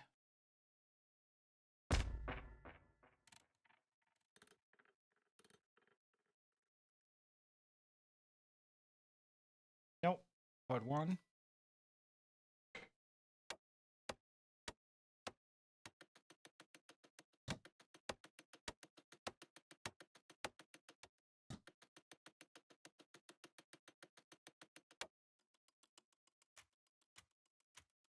Yeah, something like that. Very subtle in the background. I want to bring that in already from here.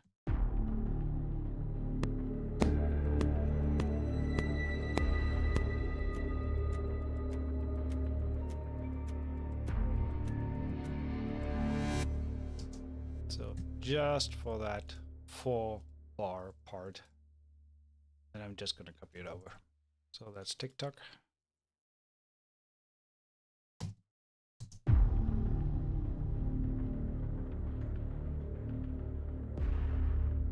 Maybe add a little bit of delay.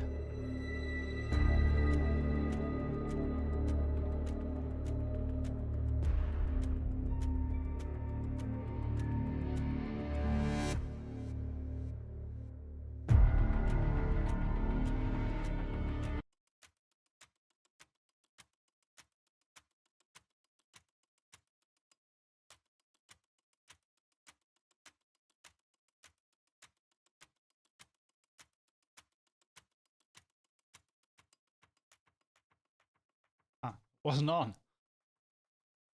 Tweaking the effect until we realized that it's never been on.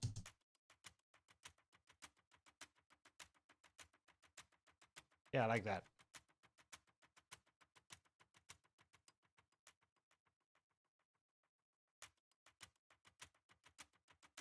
Cool. No, Screamer we don't need. Okay, so we have a little bit of delay on the TikTok.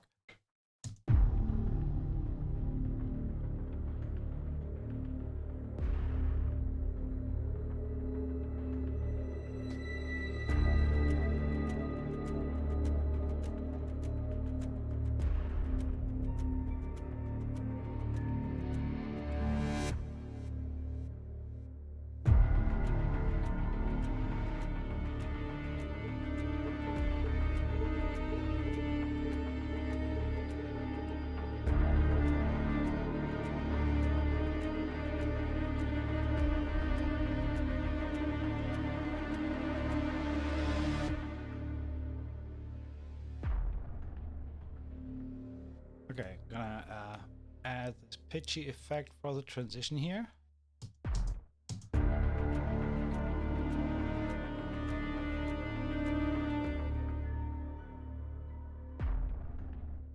And I'm gonna add that reverse. That's the 2-bar reverse that we had. It's 2-bar and that was 4-bar. What I'm going to do is I'm going to duplicate that. Instead of putting it there, I'm putting it there. So we have that as a transition over the bar break.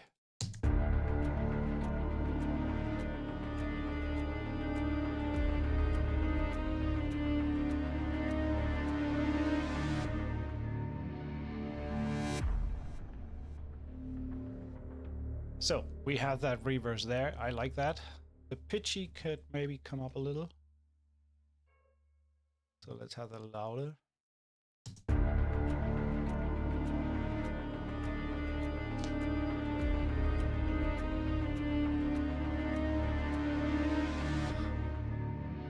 I want to add that boom there.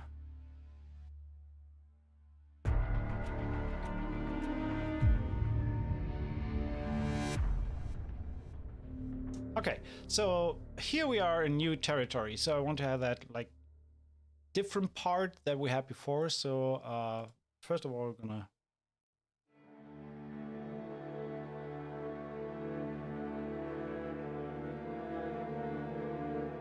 so let's put that on top.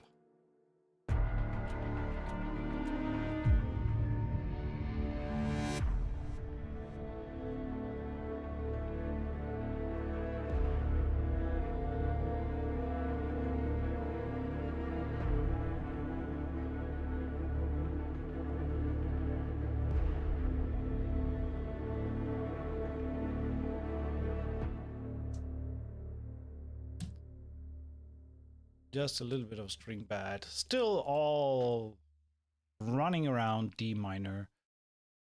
What was that second drone that I did here? Oh, that was the sting. Tonal. So here we want to have some kind of instrument. Keys, synth, whatever. Let's see. Or maybe we use a sequence.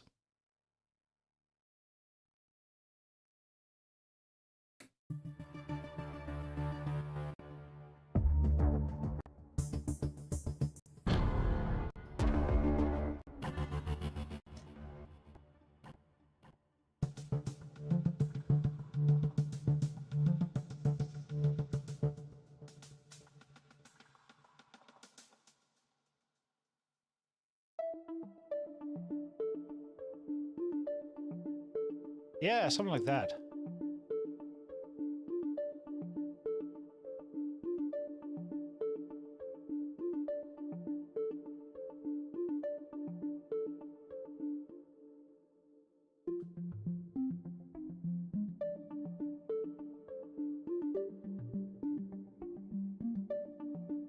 I don't like that one. Let's see if we find something else.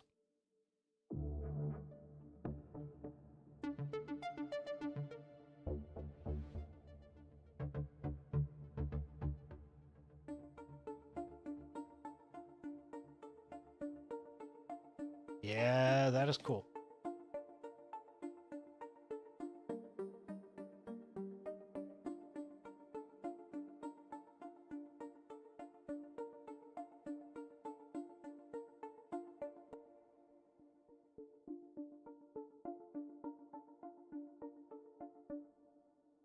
So can I automate that low pass? That would be interesting.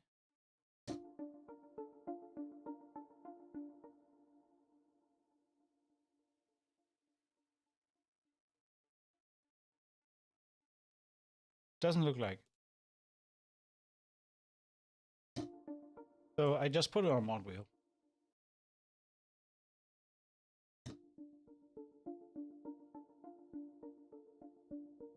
And since the strings change a little bit, the pacing underneath, I think that works. So this is a synth sequence.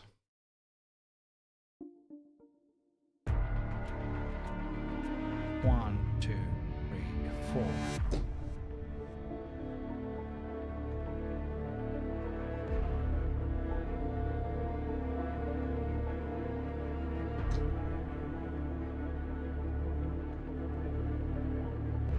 It's a little too quiet. So just gonna address that now. Make that louder. put that on the clock so we are in time.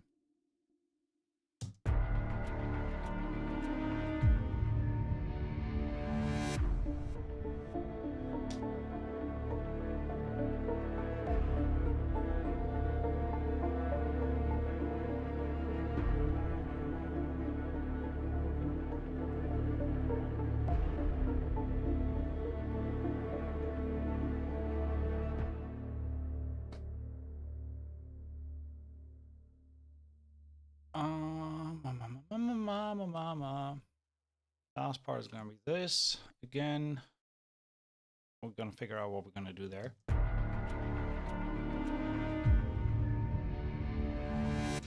I can actually duplicate the strings here with one of these great pad sounds that we had in the beginning. So I'm going to use this. These pad sounds were amazing. I want to use that. So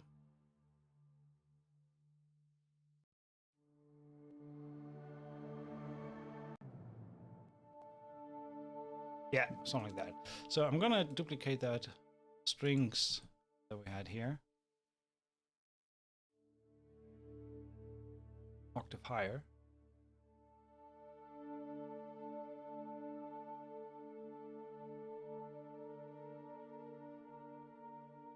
So let's see how that sounds together.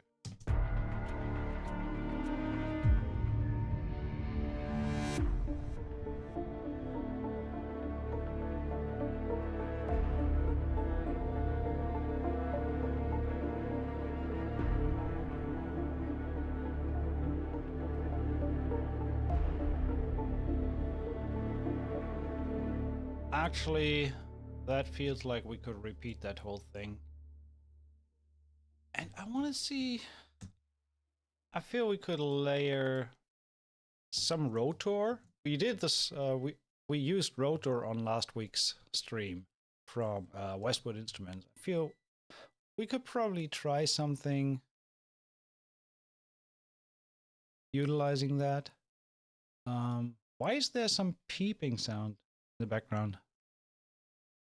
It's gone now. Anyway, oh, it might be my dishwasher. So Westwood, let's go with some rhythms.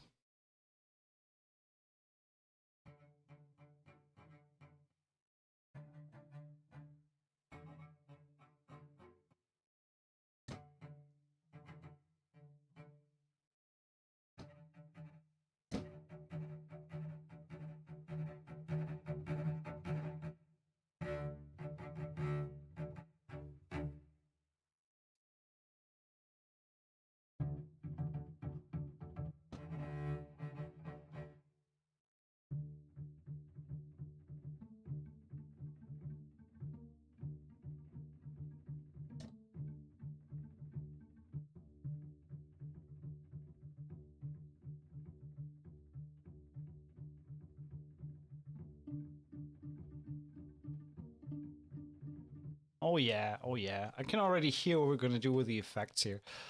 So first of all, that's pretty quiet. So let's make that louder.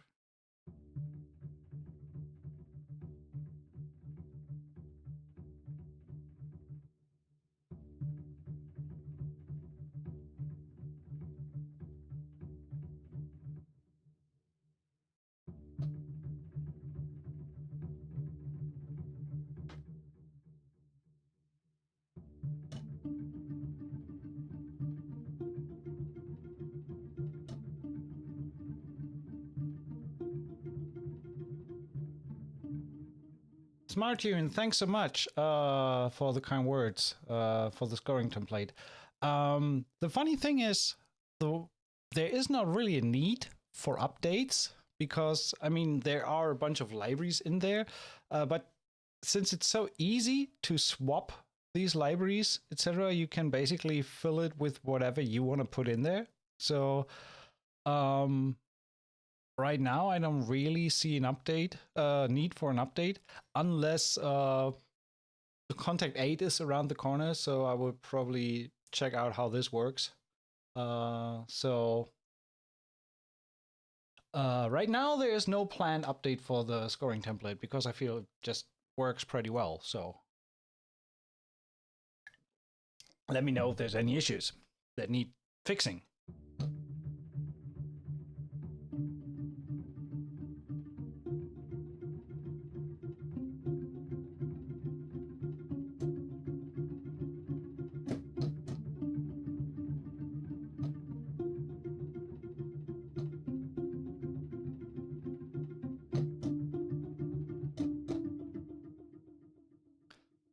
That tape, that delay is a little too pitchy.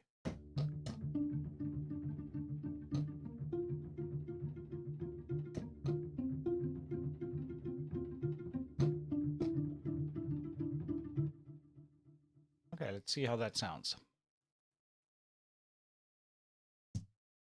That's a rotor.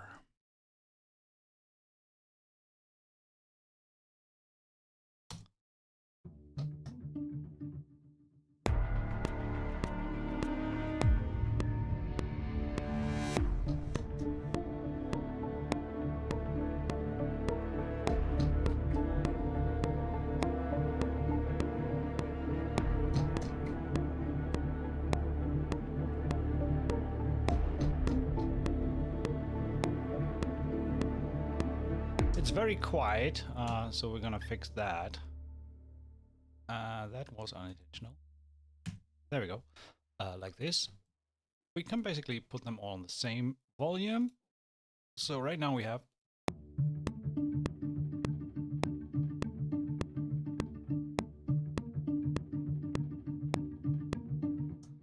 okay, what I'm gonna do is I'm gonna cut out a little bit of the low end.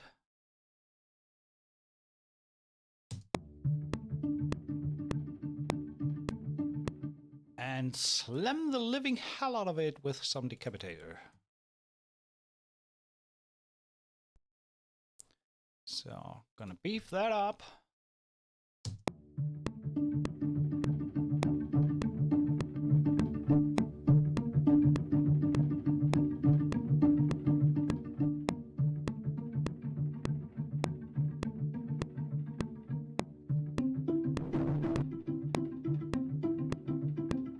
I can do a little more because I'm doing like parallel, so just 50%.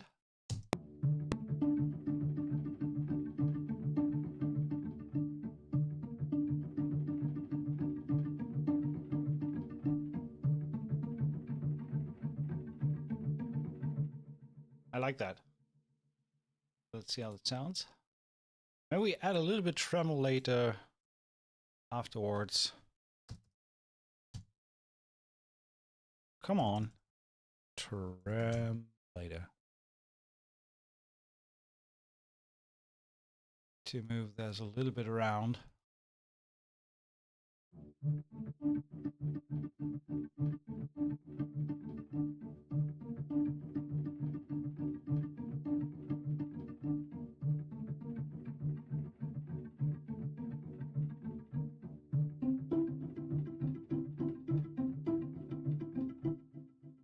Not as much, just a little bit.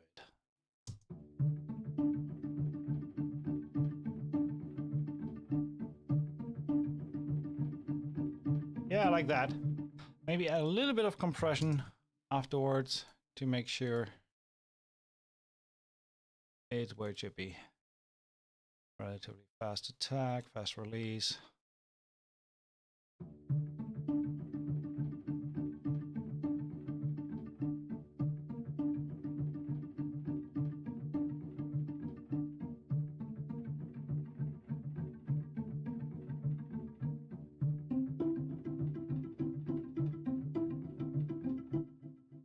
Yeah, gives a little bit more consistency. All right, so that sounds like this now.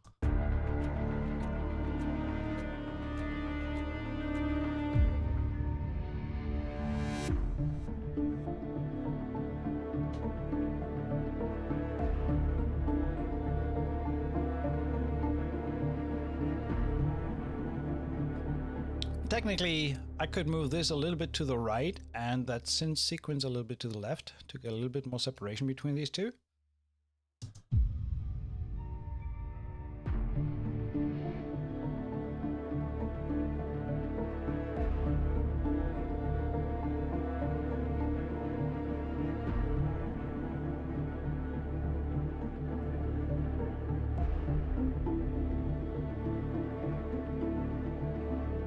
let's bring in the high rhythm.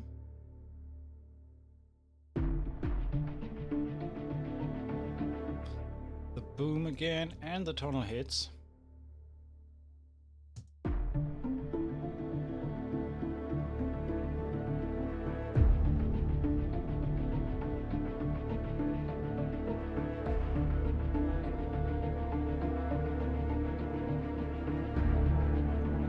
Repeat the boom there.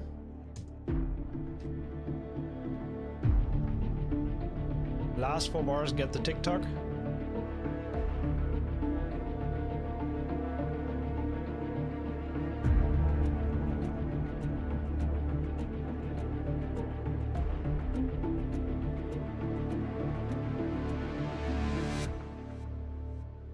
Okay, this is where I'm gonna bring in just a tiny little bit of low brass.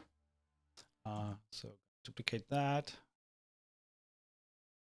Should have done that.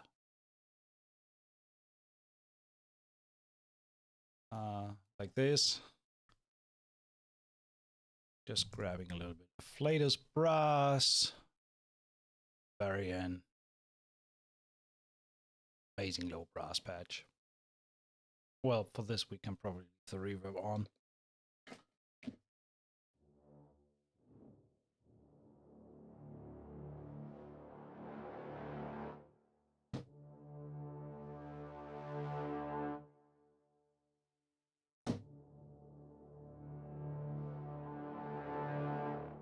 Yeah, kind of like that. Just a little bit of brassiness.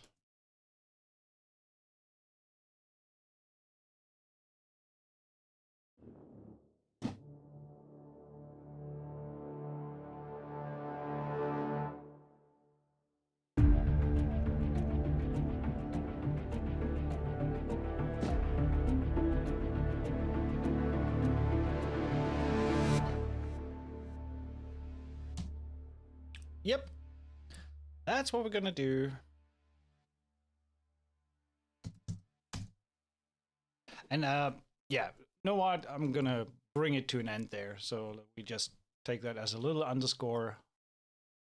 We can probably move the whole thing 2 bars and open the cue with that reverse sound.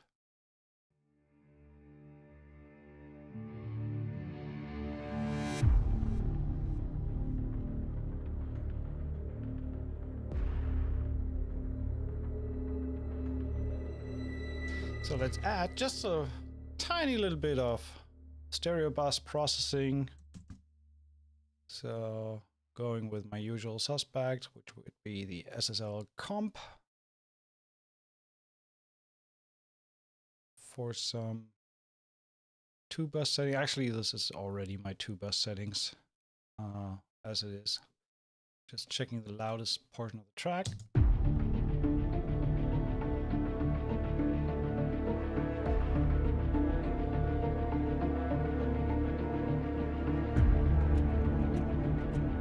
All right. A little bit of saturation. Black box. Amazing plugin. Really like it a lot. Let's try Mix Bus 3.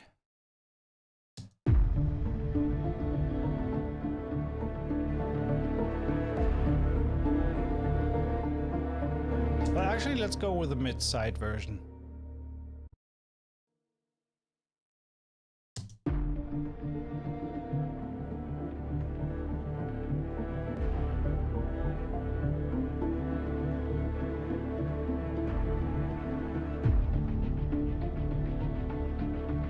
Oh yeah.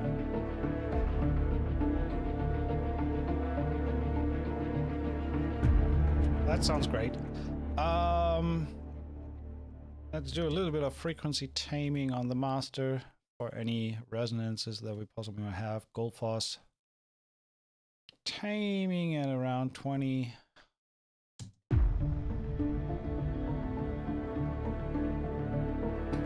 Yeah, it just helps to clean up a little bit the lower mods. I don't have any EQ going on this, so that helps to clean a little. And last but not least,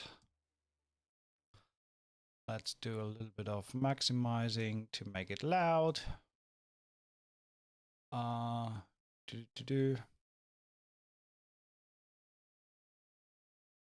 Just a little bit of a bump.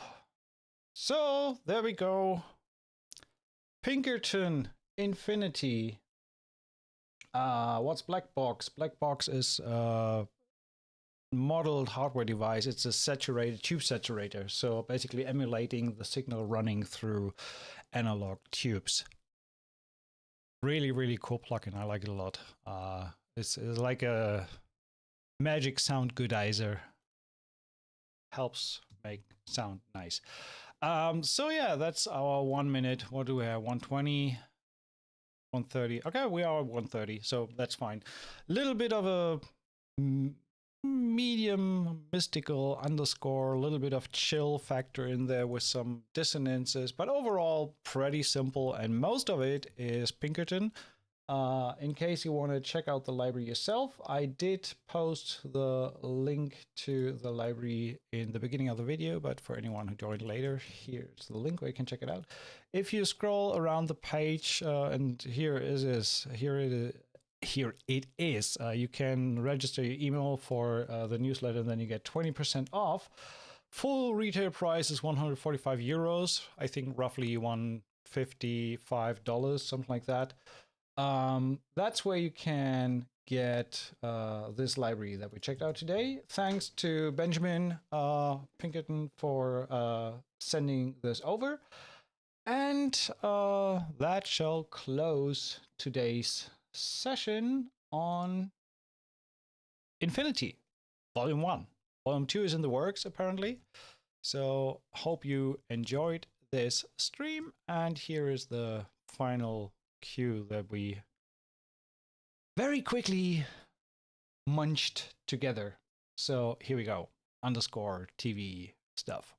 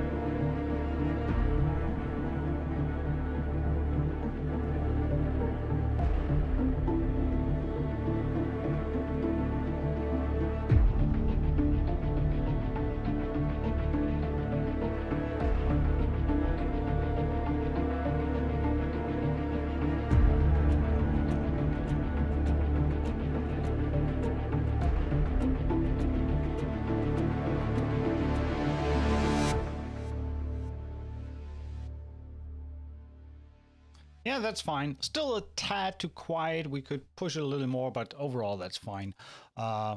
Nice little idea for an underscore cue that could totally work in reality TV, tension kind of stuff, crime drama kind of thing.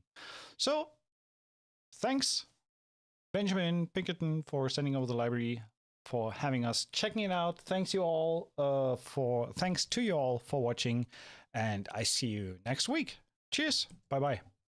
Talk soon.